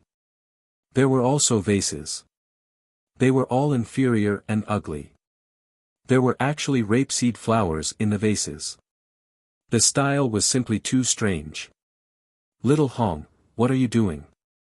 Didn't I ask you to make the room more elegant? Is this how you do it?" Qi Sheng seemed to be really angry. After all, he had lost face in front of his bright moonlight cinnabar mole. Qi Sheng resented Ning Shu in his heart. Ding! Abuse points, 5, current abuse points, 10. 2333's voice echoed in Ning Shu's mind. Why is this person's abuse point so low? Ning Shu also wanted to ask why it was so low. Qi Sheng looked gentle on the outside, but in fact, he was a very complicated and black-bellied person. After being questioned by Qi Sheng, Ning Shu's face quickly showed an aggrieved and innocent expression. He said, I'm sorry. It's all my fault. I tried my best to do things well. I'm sorry, I made Miss Yufei angry." Li Yufei's smile was a little difficult to maintain. But when she thought of the purpose of this trip, she endured it and said gently, "It's okay. Little Hong didn't know my habits before. It's okay to decorate like this." Ning Shu's face immediately showed a surprised smile. He stepped forward and grabbed Li Yufei's hand. He was very touched. "Miss Yufei, you are really a good person." Li Yufei suddenly felt an unbearable stench. His hand seemed to be oily and sweaty. When he held her hand, Li Yufei felt like she was going to vomit. God, what kind of person was this? How could Qi Xing keep such a person by his side? It was so disgusting. Qi Xing seemed to know Li Yufei's current mood. He quickly rescued Li Yufei from Ning Shu's hands. As soon as she broke away from Ning Shu's hand, Li Yufei quickly wiped her hand with a handkerchief. She looked like she was going to vomit. Ning Shu smiled very foolishly. He didn't see Li Yufei's disgust at all. Go and let the kitchen prepare the food. You just need to tell them. You don't have to cook. Qi Xing added. Qi Xing knew how disgusting Ning Shu's cooking was. It was as disgusting as eating crane top hong. Ning Shu quickly said, "You really don't want me to help? Since Miss Yufei is here, this servant wants to make 2 of my signature dishes to welcome Miss Yufei." "No," Qi Xing said quickly. Qi Xing hurriedly said. He realized that his tone was too anxious, so he slowed down his voice and said gently, "No need. Yufei just arrived. She can't eat so much." When Li Yufei heard Qi Xing's words, a subtle expression flashed across her face. She frowned. What did Qi Xing mean? Did he not welcome her? Li Yufei said, "Little Hong, you really don't have to trouble yourself. Let the kitchen prepare something. I can't eat much." Ning Shu nodded and turned to leave. As soon as Ning Shu left, Qi Xing and Li Yufei both breathed a sigh of relief. The smell of this woman was really disgusting. Li Yufei quietly sniffed the handkerchief and almost vomited. Qi Xing pretended not to see Li Yufei's action and said gently to Li Yufei, "I'll let people redecorate the room later. I didn't expect Little Hong to decorate the room like this. But Little Hong is kind. Don't blame her." Qi Xing subconsciously wanted Li Yufei to have a good impression of Ning Shu.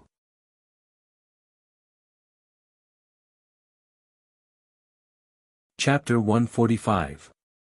Hearing Qi Xing's words, Li Yufei frowned imperceptibly and then relaxed her brows. She smiled and tilted her head to look at Qi Xing. She said mischievously, "Brother Xing, why do I feel that you're so good to this maid named Xiao Hong? Don't tell me you like her." Qi Xing immediately looked at Li Yufei with bright and affectionate eyes. He reached out and tapped the tip of Li Yufei's nose. He said unhappily but dotingly, "How can you say that about your brother Xing? Don't you know what kind of person your brother Xing is?" Li Yufei wrinkled her nose and said, "Brother Xing, you didn't answer Yufei's question directly. Do you like that girl named Xiao Hong? If you really like her, I can help you." Qi Xing shook his head and said firmly, "Don't think too much. She's just my personal maid. Because she's too ugly, she always likes strange makeup. In fact, she's a pitiful person." Hearing that Xiao Hong was ugly, Li Yufei breathed a sigh of relief. After all, an ugly woman was not competitive. She had said so much before just to test whether Qi Xing still loved her. Most women knew that a man liked them, but Li Yufei ignored Qi Xing's love. Li Yufei and Qi Xing were childhood sweethearts. Their families were family friends and they were both merchants. Qi Xing liked Li Yufei, but Li Yufei had higher ambitions in her heart. Naturally, she didn't like Qi Xing. This time, she came to Qi Xing because there was a problem with her family's business and she needed his help. However, she couldn't resist Qi Xing's male lead halo.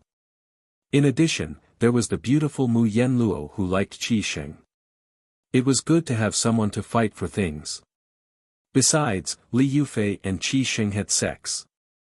Naturally, she fell in love with Qi Xing. She fell in love with Qi Xing with the intention of using him. Ning Shu first went to the kitchen and asked someone to cook. Then, he went to the room and saw Yuelan embroidering something. He took an apple and gnawed on it. Looking at Yuelan's embroidery, he said, "You're embroidering bamboo. This is for a man. Yuelan, do you have a man?" Yuelan's face instantly turned red. She muttered, "Miss, what are you talking about? This servant doesn't have a man. Don't slander this servant's innocence." Ning Shu took a bite of the apple and said with a smile, "It's time to give something. Why isn't there a man? Tell me, who is it? Is it someone from the Qi mansion?" Ning Shu looked at Yulan with wide eyes. Yulan immediately said, "It's not what Miss thinks. It's who? Qi Sheng." Ning Shu stared at Yulan, dumbfounded. Although Qi Sheng was good-looking and rich, he was a scumbag who wanted to have a foot in two boats. He was absolutely not worthy of his little sister Yulan. Yulan looked at Ning Shu in a daze and asked, "What does this have to do with Qi Sheng? Who is Qi Sheng?" After all this time, Yulan still didn't know the name of the owner of this house. Ning Shu asked, "Then who are you giving this to?" Yulan's face was very red. She said shyly, "Miss, don't ask. Your lipstick is smudged. You should go touch up your makeup.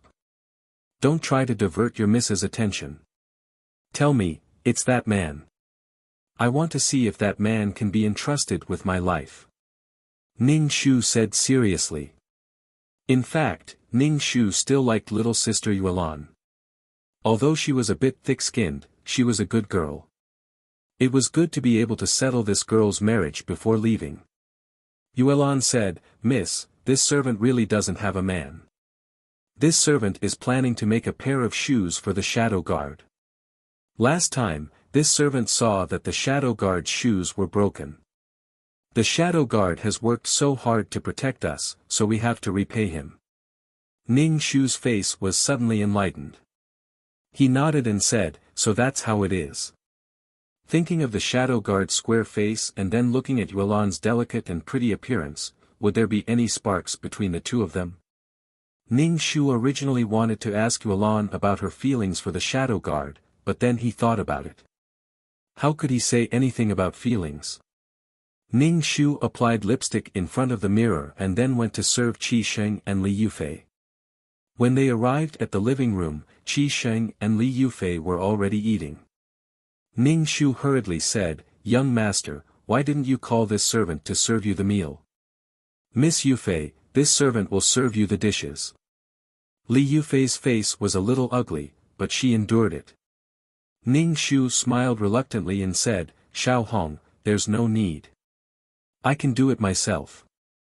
You can serve your young master." Ning Shu immediately said to Qi Sheng, "Then, young master, this servant will serve you." Qi Sheng frowned and covered his nose with his hand. Ning Shu said gently, "There's no need. You can also go and eat. Yufei and I don't need you to serve us." Ning Shu naturally knew that these two people despised her. Disgusting to death. People usually couldn't smell their own bodies, so Ning Shu didn't think that she smelled that bad. However, seeing these two people trying their best to hold it in, but not wanting to say it out loud, it was really refreshing. Qi Sheng and Li Yufei were the same kind of people. They were more hypocritical. They looked one way on the surface, but their hearts were different. Now, one was beautiful and gentle, and the other was gentle and amiable. They disliked her so much in their hearts. How can this be? This servant is the young master's personal maid. Naturally, I have to serve the young master. Ning Shu picked up the chopsticks and picked up a piece of chicken. However, he didn't hold it firmly. The chicken fell into the chicken soup. The soup splashed and splashed on Li Yufei. Li Yufei jumped up from the chair with a cry. Then, she realized that her actions were not gentle. She bit her lips tightly, looking a little wronged. She looked at Qi Sheng with a pair of watery eyes. Qi Sheng also frowned. Ning Shu's face showed panic and apology. He quickly took out a handkerchief with the scent of flowers mixed with the smell of feet and wiped the oil stains on Li Yufei's body. Li Yufei was about to vomit because of this strange smell. She pushed Ning Shu away and said to Qi Sheng with grievance, "Brother Sheng, do you not welcome Yufei? Is that why you let your personal maid do this? If Brother Sheng wants Yufei to leave, Yufei will leave immediately. Hurry up and leave. Look at what you've done." Qi Sheng shouted at Ning Shu. Ning Shu curled her lips and said, "This servant didn't mean it. Get out." Qi Xing pretended to be angry, but he secretly winked at Ning Shu. Ning Shu saw that Qi Sheng's eyes were constantly cramping and hurriedly asked with concern, "Young master, what's wrong with your eyes? They keep cramping." "Poor young master, please don't go blind." Qi Sheng was speechless. Li Yufei also asked with concern, "Brother Sheng, are you okay?" Qi Sheng felt so sad. He had never seen anyone as stupid as Xiao Hong.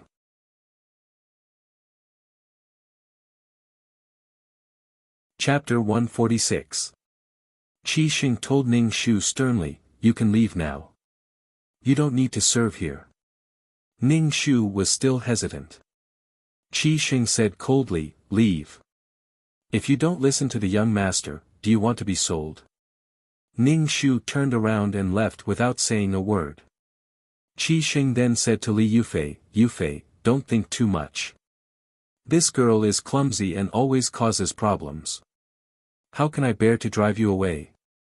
You know how I feel about her." Li Yufei smiled and asked, "Why is this maid so clumsy? Brother Sheng, why do you keep this girl by your side? Also, this maid has a strange smell on her. Can Brother Sheng bear it?" Qi Sheng was speechless. He kept this girl by his side because she might be the most beautiful woman in the world, Mu Yen Luo. Qi Sheng naturally would not give up on such a good thing, even if he had Li Yufei in his heart. As a man, it was okay to have a taste of something new. "Brother Sheng, why don't you answer Yufei?" Li Yufei asked with a frown. Qi Sheng held Li Yufei's hand tightly and said affectionately, "Yufei, can't you see? Why do you ask me such a question? I've always only had you in my heart. In this life, I want you to be my wife." Li Yufei immediately lowered her head shyly and did not speak. Qi Sheng's heart swayed. He lowered his head and kissed Li Yufei. Then, they began to talk. On the way, Ning Shu found that he had lost his handkerchief, so he went back to look for it. This handkerchief had the most authentic smell. It would be a pity to lose it. Ning Shu had just walked into the courtyard when he heard the movements in the room. Ning Shu was stunned. Weren't they eating just now? How could they be in bed now? Besides, Li Yufei had just arrived at the Qi mansion today.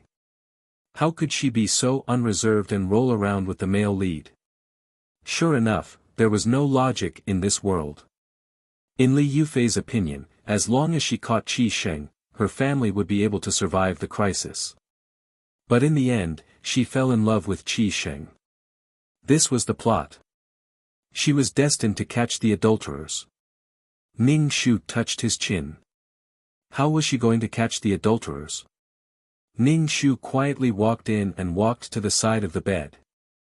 The two people on the bed were fighting and did not notice that there was someone standing next to them. Ning Shu looked at the two white-cut chicken in all kinds of positions, and his face revealed an intoxicated expression.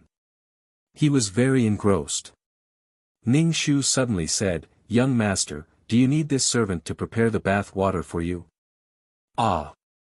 Li Yufei quickly wrapped her arms around her chest and let out an earth-shattering scream. She immediately pushed Qi Sheng away. Qi Sheng's doppelganger was immediately exposed. It was like a pillar supporting the sky. Then, it was released. Li Yufei's face was covered in it. Then, Li Yufei screamed again. After being scared by Ning Shu and Li Yufei, Qi Sheng, who had just been released, immediately went limp. He felt like he couldn't stand up anymore. "TSK, TSK, TSK. What a dirty scene. You guys need to remove it." Qi Sheng's face was ashen. Ning Shu shouted, "Get out. Who let you in? Get out." After Li Yufei screamed, she calmed down. She loosened her hands from her chest and released her turbulent breasts. She trembled as if she was deliberately showing off to Ning Shu. Ning Shu straightened his chest. "You're big. I'm bigger than you. I'm fuller than you. You're drooping. The two people on the bed had no intention of wearing clothes. They simply had no sense of shame. How could you guys be so licentious? Qi Xing roared at Ning Shu. This young master told you to get out. You don't want to leave. Do you want to stay together? Ning Shu almost vomited in disgust.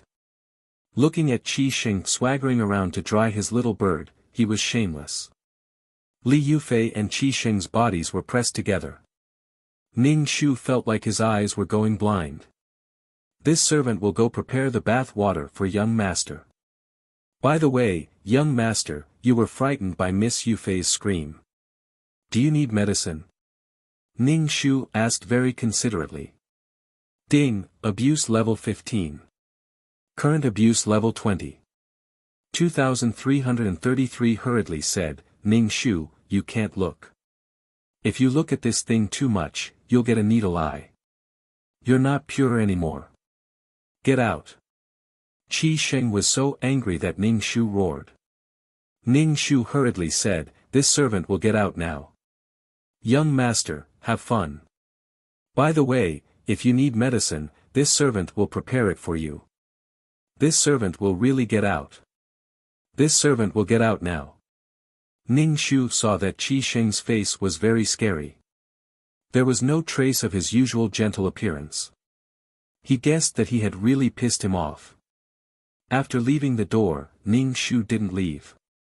Instead, he hid by the window and listened to what was going on inside. Ning Shu, why are you doing this? You've changed. You weren't like this before. You used to be very pure. 2333 said. Ning Shu directly said, do you know me? If you don't, then don't talk nonsense. Previously, the system recorded that you were very pure. Why have you changed now? You only peeped at other people's sex once in a few missions.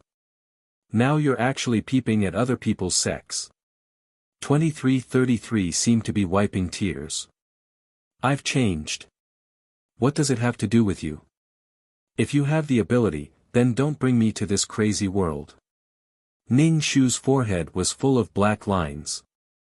Now you're blaming me for being impure. What does it have to do with you? 2333 was sad. How can you be so fierce to me? Although I'm the mainframe, I have emotions too. We'll be partners in the future. Maybe we'll be tied together forever. You should be nicer to me. Then can I change to another system? I don't want you. Ning Shu said bluntly. Humph, I'll never talk to you again. 2333 went into hiding. Ning Shu and 2333 were arguing. Inside, Qi Sheng and Li Yufei were also talking. What's wrong, brother Sheng? Why can't you get up? Try it. Qi Sheng's voice was a little anxious. Ning Shu looked through the window and saw Qi Sheng kneeling on the bed. Li Yufei was trying her best to tease him, but little Qi Sheng was soft. Brother Sheng, this isn't very good. Yufei has never tried it before. Li Yufei said very shyly. However, Qi Sheng's expression was very bad. He directly pressed Li Yufei's head down and pressed her under him. Then, the scene was very dirty. Ning Shu rubbed his eyes and continued to watch. But unfortunately, after Li Yufei's efforts, little Qi Sheng still didn't get up. Ning Shu thought silently. Could it be that he was so scared that he became impotent? Amitba. How many women would not fall into his evil hands? His little brother didn't feel anything, which made Qi Sheng angry and scared. He pushed Li Yufei in front of him away. Li Yufei was stunned and called out sadly, Brother Sheng. Ning Shu saw that Qi Sheng's face was ashen, but he still wanted to comfort Li Yufei. Ning Shu felt very happy in his heart. Yufei, I'm tired today. Qi Sheng said and kissed Li Yufei's head perfunctorily. Then, he began to put on his clothes.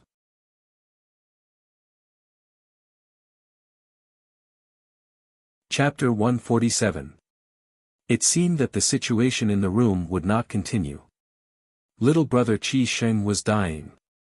Ning Shu saw that there was nothing else, so she quickly ran back to her room. She took out the whistle on her chest and blew it.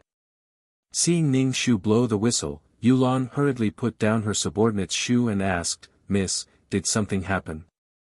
Ask the shadow guard to come out." Of course, something happened. Now that Qi Sheng was dying, he would definitely come back to find her.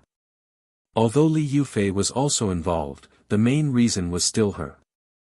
Now that she was courting death, Ning Shu came to the shadow guard for protection. "I'm the silly and sweet female lead. I need protection." After blowing the whistle for a while, the shadow guard jumped in from the window. She was dressed in black and had a mask on her face. "Miss, what's the matter?" the shadow guard asked. Ning Shu said, "I just want to see if you're around. My life is in danger recently. You must appear when I blow the whistle." The shadow guard looked at Ning Shu, paused and asked, "Miss, what did you do?" Ning Shu said very innocently, "I didn't do anything. There are always unruly people who want to harm your Mississippi, you have to be careful recently. Maybe someone wants to deal with your Mississippi. You must protect your Mississippi," Ning Shu's shadow guard said. The shadow guard's eyes were filled with disdain as she said, "I know. By the way, Yulan made a pair of shoes for you," Ning Shu's shadow guard said. The shadow guard immediately looked at Yulan. Yulan's face immediately turned red. She stomped her feet and said to Ning Shu, "Miss, how can you say it so quickly? Why can't I say it?" Ning Shu looked at Yulan. The shadow guard thanked Yulan and jumped out of the window. Ning Shu said, "If I say it, you won't be able to give the shadow guard a surprise." Yulan looked at Ning Shu and pursed her lips. She was about to cry. "You're making this servant embarrassed." Ning Shu said, "Oh, you won't be embarrassed if you secretly give the shoes to the shadow guard." Ning Shu admitted that he did it on purpose. "Miss, why are you like this? You've changed. You weren't like this before." Yulan looked sadly at Ning Shu. "Damn it.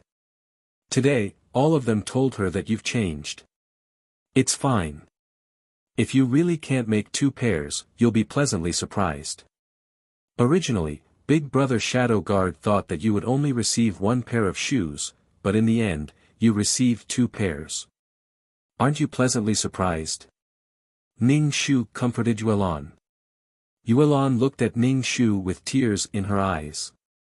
"Miss, how can you be like this? There's clearly nothing, but after hearing what you said, I feel like there's something." "There's clearly nothing, so how can this servant take a fancy to the shadow guard's wooden face?"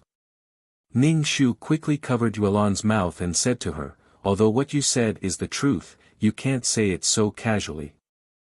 If this is heard by Big Brother Shadow Guard, what if Big Brother Shadow Guard leaves heartbroken?"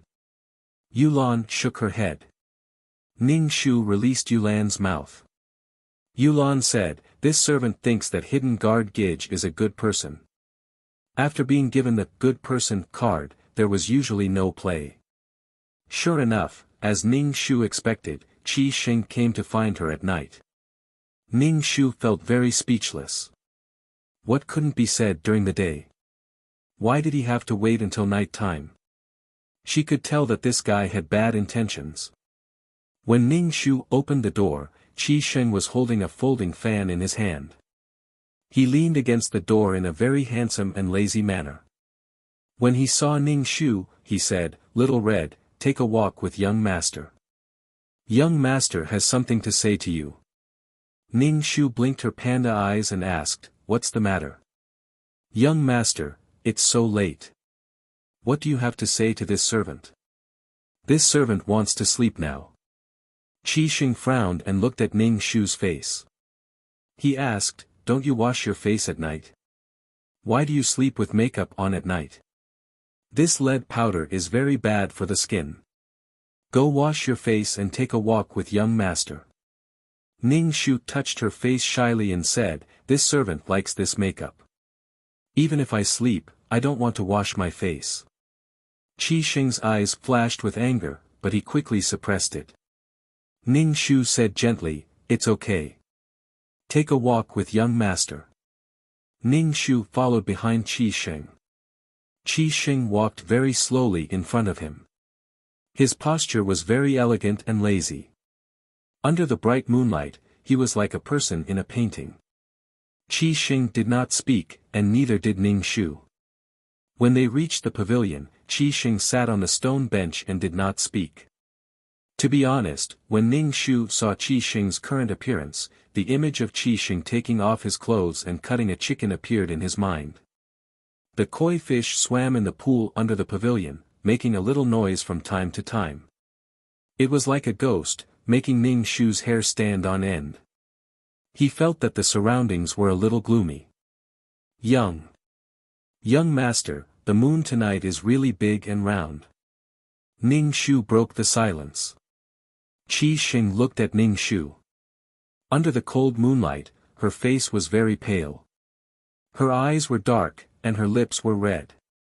She looked like a ghost. Qi Sheng looked away and said, "I want to talk about what happened at noon." "What happened at noon?" Ning Shu touched the whistle on his chest, in case Qi Sheng was really scared to the point of impotence. Did he come to take revenge on her? Ning Shu took 2 steps back and asked, "Young master, what do you want to talk about?" Qi Sheng said to Ning Shu, "Sit down. I want to talk to you about Yufei." Ning Shu, "Get lost. What is there to talk about?" "Yufei is the girl I have loved since childhood. We will definitely be married in the future." Qi Sheng looked at Ning Shu with a forced and affectionate gaze. "I hope you can understand." Of course this servant can understand. "Congratulations, young master," Ning Shu said very straightforwardly. Qi Sheng's face suddenly showed joy. He stood up and wanted to grab Ning Shu's hand, but then he withdrew his hand and said, "Young master knows you are a kind-hearted person. When Yufei and I are married, I will let Yufei accept you. Yufei is a kind-hearted person like you." Qi Sheng said happily. What the fuck? Ning Shu really wanted to slap him. After all this time, this guy wanted to have his cake and eat it too. He wanted to marry his true love and take her as a concubine. Damn, he thought this guy couldn't take it anymore and came to him for an explanation. He came in the middle of the night to have a heart-to-heart talk and flirt. The male lead's ability was really not for show. This was fine. He should get rid of the root of the problem. Nothing would happen. Ning Shu couldn't understand. She had already ruined herself like this. She was so unbearable to look at, but Qi Sheng could still hypnotize himself and think that she was a great beauty. Ning Shu showed a shy smile. Young Master and Miss Yufei are a match made in heaven. Young Master said that Miss Yufei is the best woman in the world. Young Master should take good care of Miss Yufei. Why does Young Master want Miss Yufei to accept this servant? This servant has the appearance of a willow.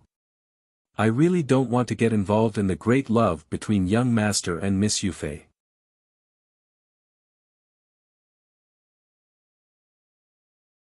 Chapter 148. Ning Shu almost wanted to kneel down in front of Qi Sheng's logic. He did it with another woman at noon, then came to find her at night and let her share a husband with his true love. It was simply ridiculous. Ning Shu really wanted to ask Qi Sheng if he really loved his true love. It was simply wanton and unrestrained. Did it mean that he could hide his love in his heart and do whatever he wanted with his body as long as he loved her in his heart? What a scumbag. Ning Shu twitched the corner of his mouth and looked at Qi Sheng, who looked very elegant under the moonlight, and said, "Young Master, do you love Miss Yufei?" Qi Sheng nodded and said, "Yes, I have loved her for many years." Ning Shu was speechless. Since he loved her so much, why did he talk to another woman in the middle of the night behind Li Yufei's back? Was his love so overflowing? Or did Qi Sheng just want to cheat her? No matter what, Ning Shu despised Qi Sheng. I believe that Yufei will accept you. You will love each other. You are both kind women. Qi Sheng's expression was a little painful. Recently, I found that I have fallen in love with you. I can't give up either of you or Yufei. Damn it, Ning Shu was disgusted to death. Damn it, there was no normal male protagonist in this world. One had a tragic childhood and a dark heart, one was a chauvinist and straight man, and one was a womanizer who cheated and cheated. Damn it, he didn't know what kind of man the latter was. If he was sick, he should go to see a doctor. Why torture Mu Yenluo? If either of you leaves me, I will be in so much pain that I want to die. Qi Sheng looked at Ning Shu affectionately. Ning Shu swallowed a mouthful of saliva. He really wanted to spit on this bastard's face. Yenluo, I will die without you. Qi Sheng hardened his heart and grabbed Ning Shu's hand. His expression suddenly changed, but he still firmly grabbed Ning Shu's hand. Then go to hell. Ning Shu withdrew her hand and shyly lowered her head. This servant is very ugly and is not worthy of young master. No, I know you're doing this to protect yourself. I once went to the capital to see you. I only saw you from afar and knew that you were a peerless beauty. Your eyes were as clear as water and your hair was as green as clouds. I can understand why you're doing this. Ning Shu was speechless. No wonder this guy tolerated her so much. It turned out that he knew what Mu Yenluo looked like. Ning Shu blinked his dark and misty eyes, completely different from what Qi Sheng had described. Ning Shu shook his head and said, "Young master, my name is Xiao Hong, not Mu Yenluo." "Young master, have you lost your mind? Take your medicine." Qi Sheng said rather dotingly, Okay. You are Xiao Hong, not Mu Yenluo. When people ask you in the future, you have to say this.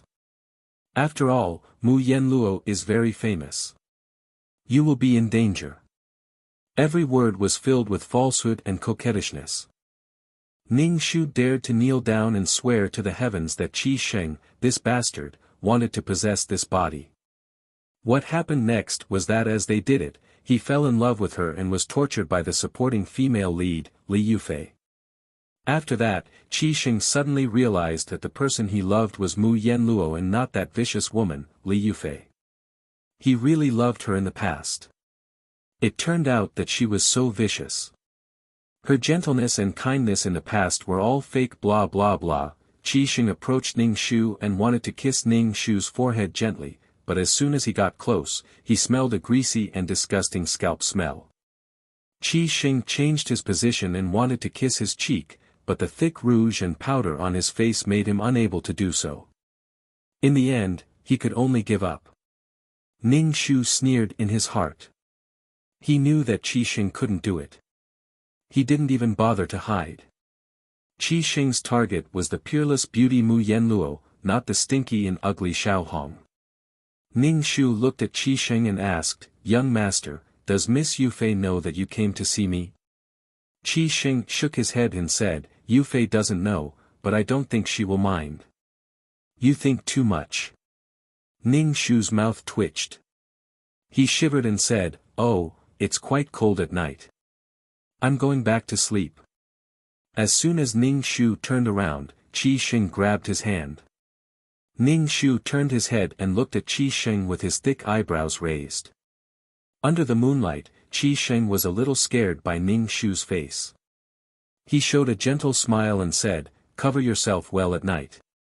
Don't catch a cold." "Big brother, what are you talking about? It's summer now. You should say don't get bitten by mosquitoes. That's too perfunctory." Ning Shu nodded and said with a serious face, "I know. Young master, you must also cover yourself with a quilt."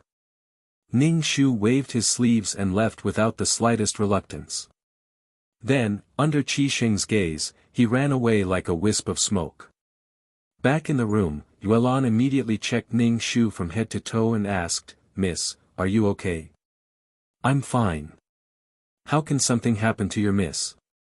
Ning Shu waved her hand. Yuelan was a little worried. She looked at Ning Shu and said, "Miss, let's leave here. I feel that young master has bad intentions towards you." It was the same in the Prime Minister's residence. It's still the same in a different place. Why are these men so annoying? Your miss has a constitution of accidents. She's like this wherever she goes. Mu Yenluo would attract men's attention wherever she went. Yulan sighed, and then began to cry. She stammered, previously, Mrs. Beauty was well known throughout the world. Who in the world didn't say that Miss had a good life? But now it has become like this. This servant is pitiful Mississippi. Oh my God, the tears came out without even brewing. This girl was the real movie queen. The female lead wasn't beautiful, so how could she make those men obsessed? In the end, they gave up everything and lived in seclusion with the female lead. If she wasn't beautiful, how could they get her? Ning Shu raised her hand and said, "Don't cry. Although your miss is ugly now, she still has breasts." Yuelan was speechless. Qi Xing thought that he had made it clear to Ning Shu that night. It seemed that Ning Shu had also agreed to his proposal. So, the next day, he looked at Ning Shu with ambiguous and teasing eyes. Li Yufei saw Qi Sheng's eyes and suddenly felt a sense of crisis in her heart. She and Qi Sheng had already done the deed of husband and wife. Qi Sheng was especially charming in bed. Li Yufei's heart was moved. Li Yufei was still using Qi Sheng's feelings to save her family's business. But now, Li Yufei really fell in love with Qi Sheng. Not only did the female lead have the ability to make the male lead fall in love with the female lead after having sex, but the male lead also had this ability. Moreover, it was very lethal to the female supporting characters and female cannon fodder. Usually, these female supporting characters and female cannon fodder would be jealous of the male lead's infatuation with the female lead. Then, they would do something vicious to hurt the female lead. Therefore, when Ning Shu felt two pairs of eyes staring at her, she suddenly had the urge to pour the hot soup on these two people.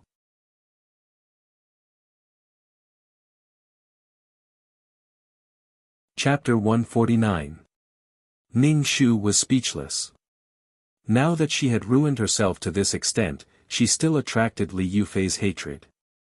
Now, Li Yufei's gaze was especially sharp and vigilant. It was as if she was examining her, as if she wanted to see through her.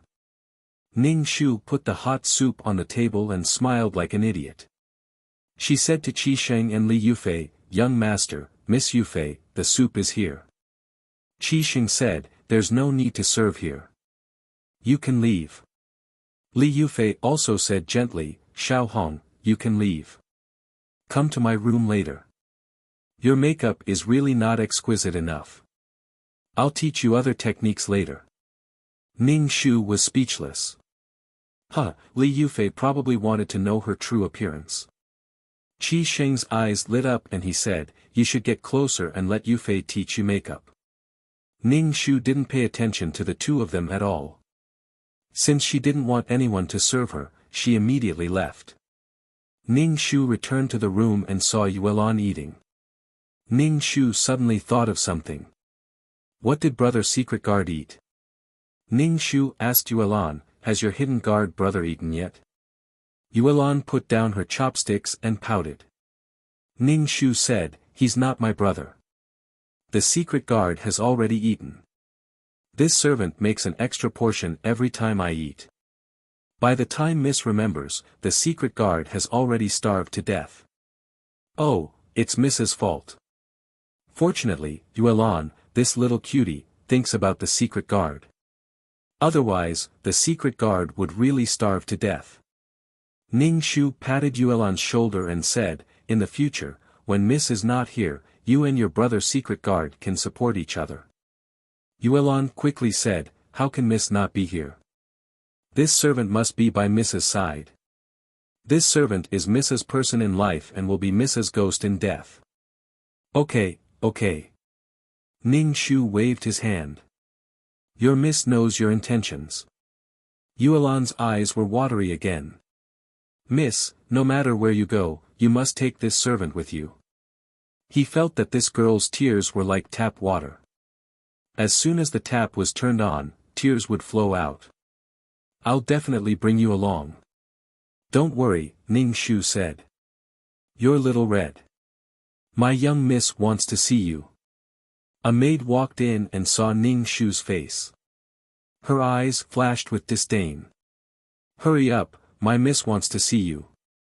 Hurry up, and young master Qi Sheng is also waiting. You'd better hurry up and not let the masters wait for too long. It seemed that Li Yufei wanted her to wash her face clean.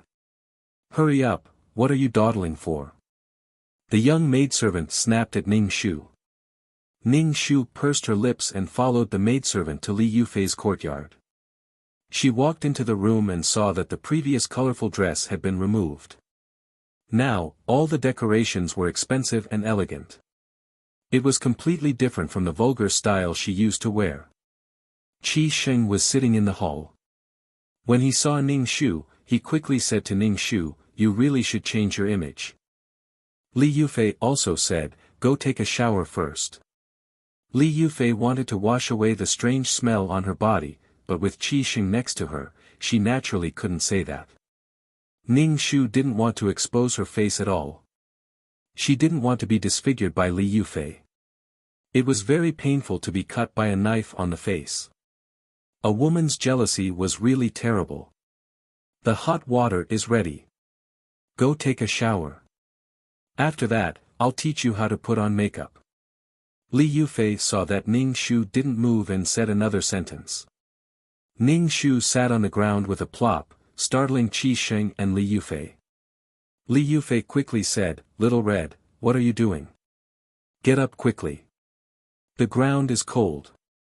Qi Sheng said, if you have anything to say, we can all make decisions for you. Ning Shu cried and said, Miss Yufei, please don't let me remove my makeup.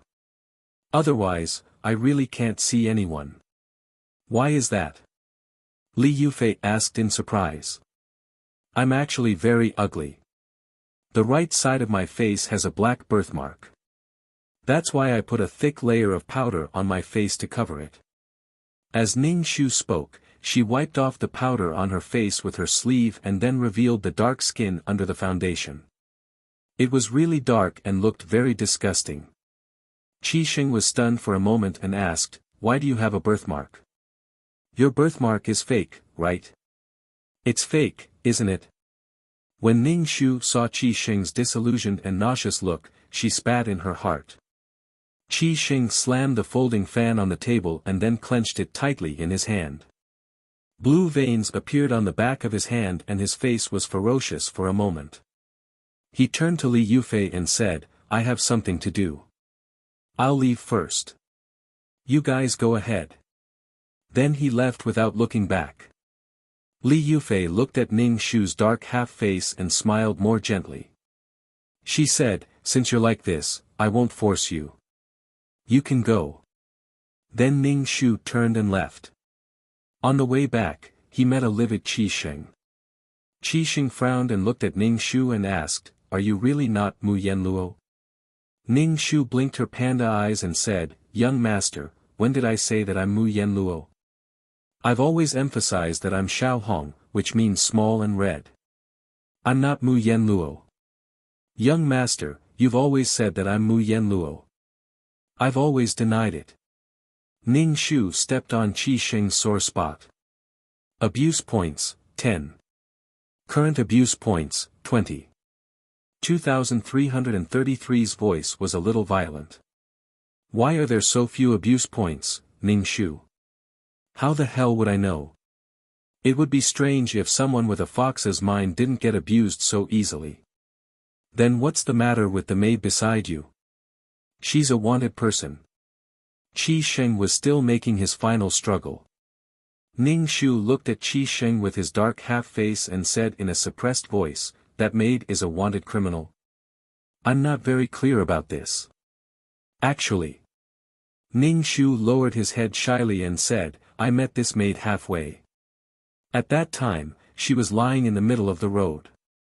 My father and I saved her. Later, my father passed away. I told her to call me Mississippi. My father isn't a high-ranking official. It was all for vanity's sake. Young master, enough, don't say any more. Qi Xing covered his face with his hands and rubbed them twice. Why did you lie to me? Why did you lie to me? When Ning Shu heard this, she almost spat at Qi Xing's face. Ning Shu widened her misty eyes and asked in shock, when has this servant ever lied to you? This servant has never lied to you. Qi Xing's face twitched and he roared loudly, Xiao Hong is a fake name. I thought you were Mu Yen Luo. What's wrong with Xiao Hong? I have an older brother called Xiao Ming. I'm called Xiao Hong. Ning Shu nodded firmly. Qi Xing covered his heart and said, get lost. I don't want to see you now. How dare you lie to me? Ning Shu turned and ran away.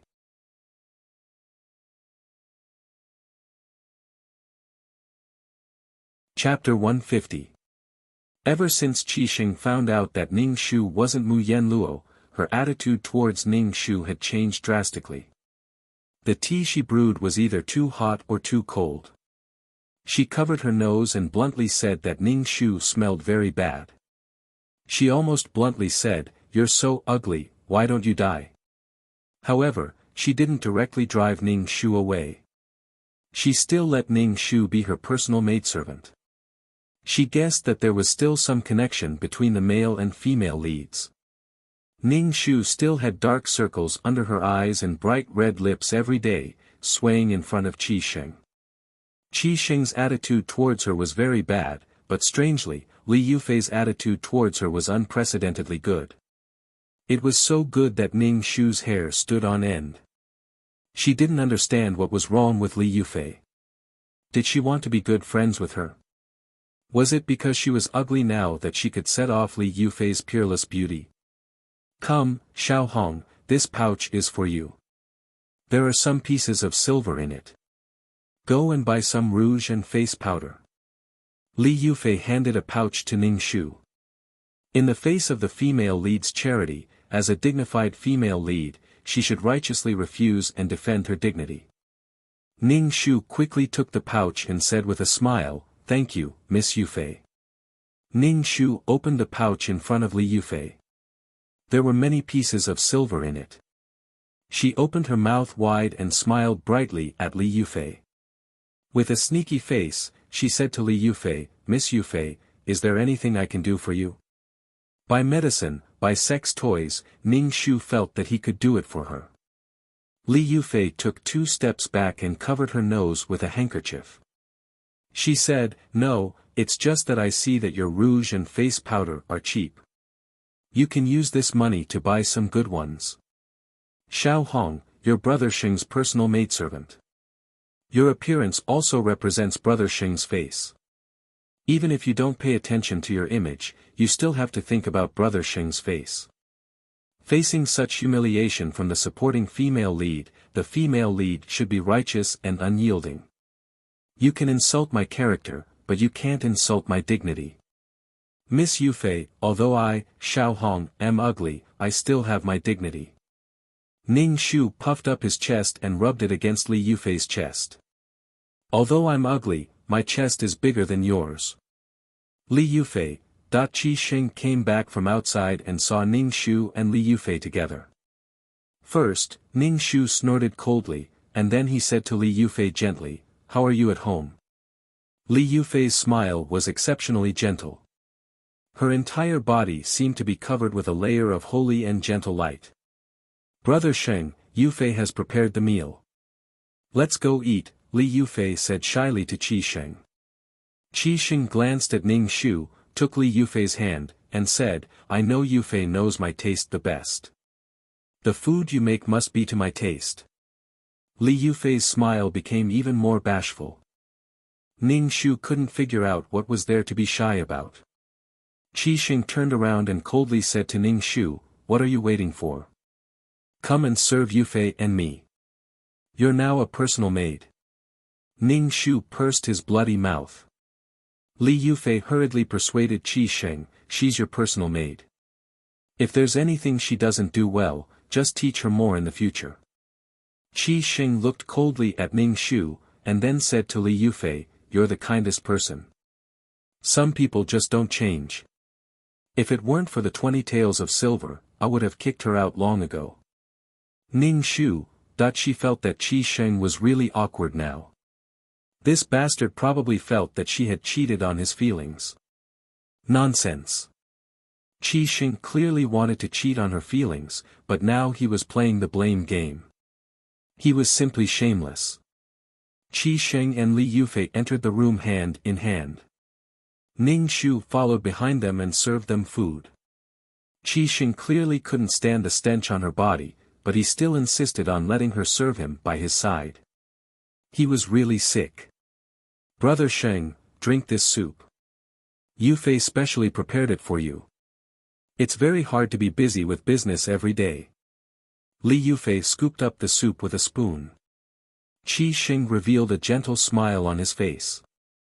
He directly grabbed Li Yufei's hand, brought the spoon in Li Yufei's hand to him, and drank it with a look of enjoyment. Looking at Qi Xing's rippling appearance, Ning Shu thought that he was drinking an aphrodisiac. "Yufei, you drink too." Qi Xing scooped a spoonful of soup and brought it to Li Yufei. Li Yufei drank it sweetly. After Qi Xing and Li Yufei finished their meal, Ning Shu stood at the side and stared blankly at the pink bubbles rising from their bodies. She felt her teeth ache unbearably. It was too pretentious. Qi Xing and Li Yufei were the same kind of people. They used a harmless and gentle mask to hide their hearts.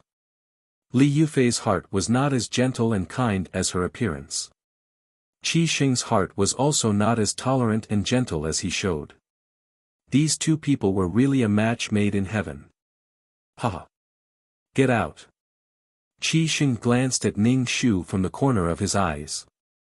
Ning Shu was about to doze off, but when he heard Qi Xing's words, he immediately turned around and left. Qi Xing gritted his teeth and said, "Close the door and wait outside. You're not allowed to leave.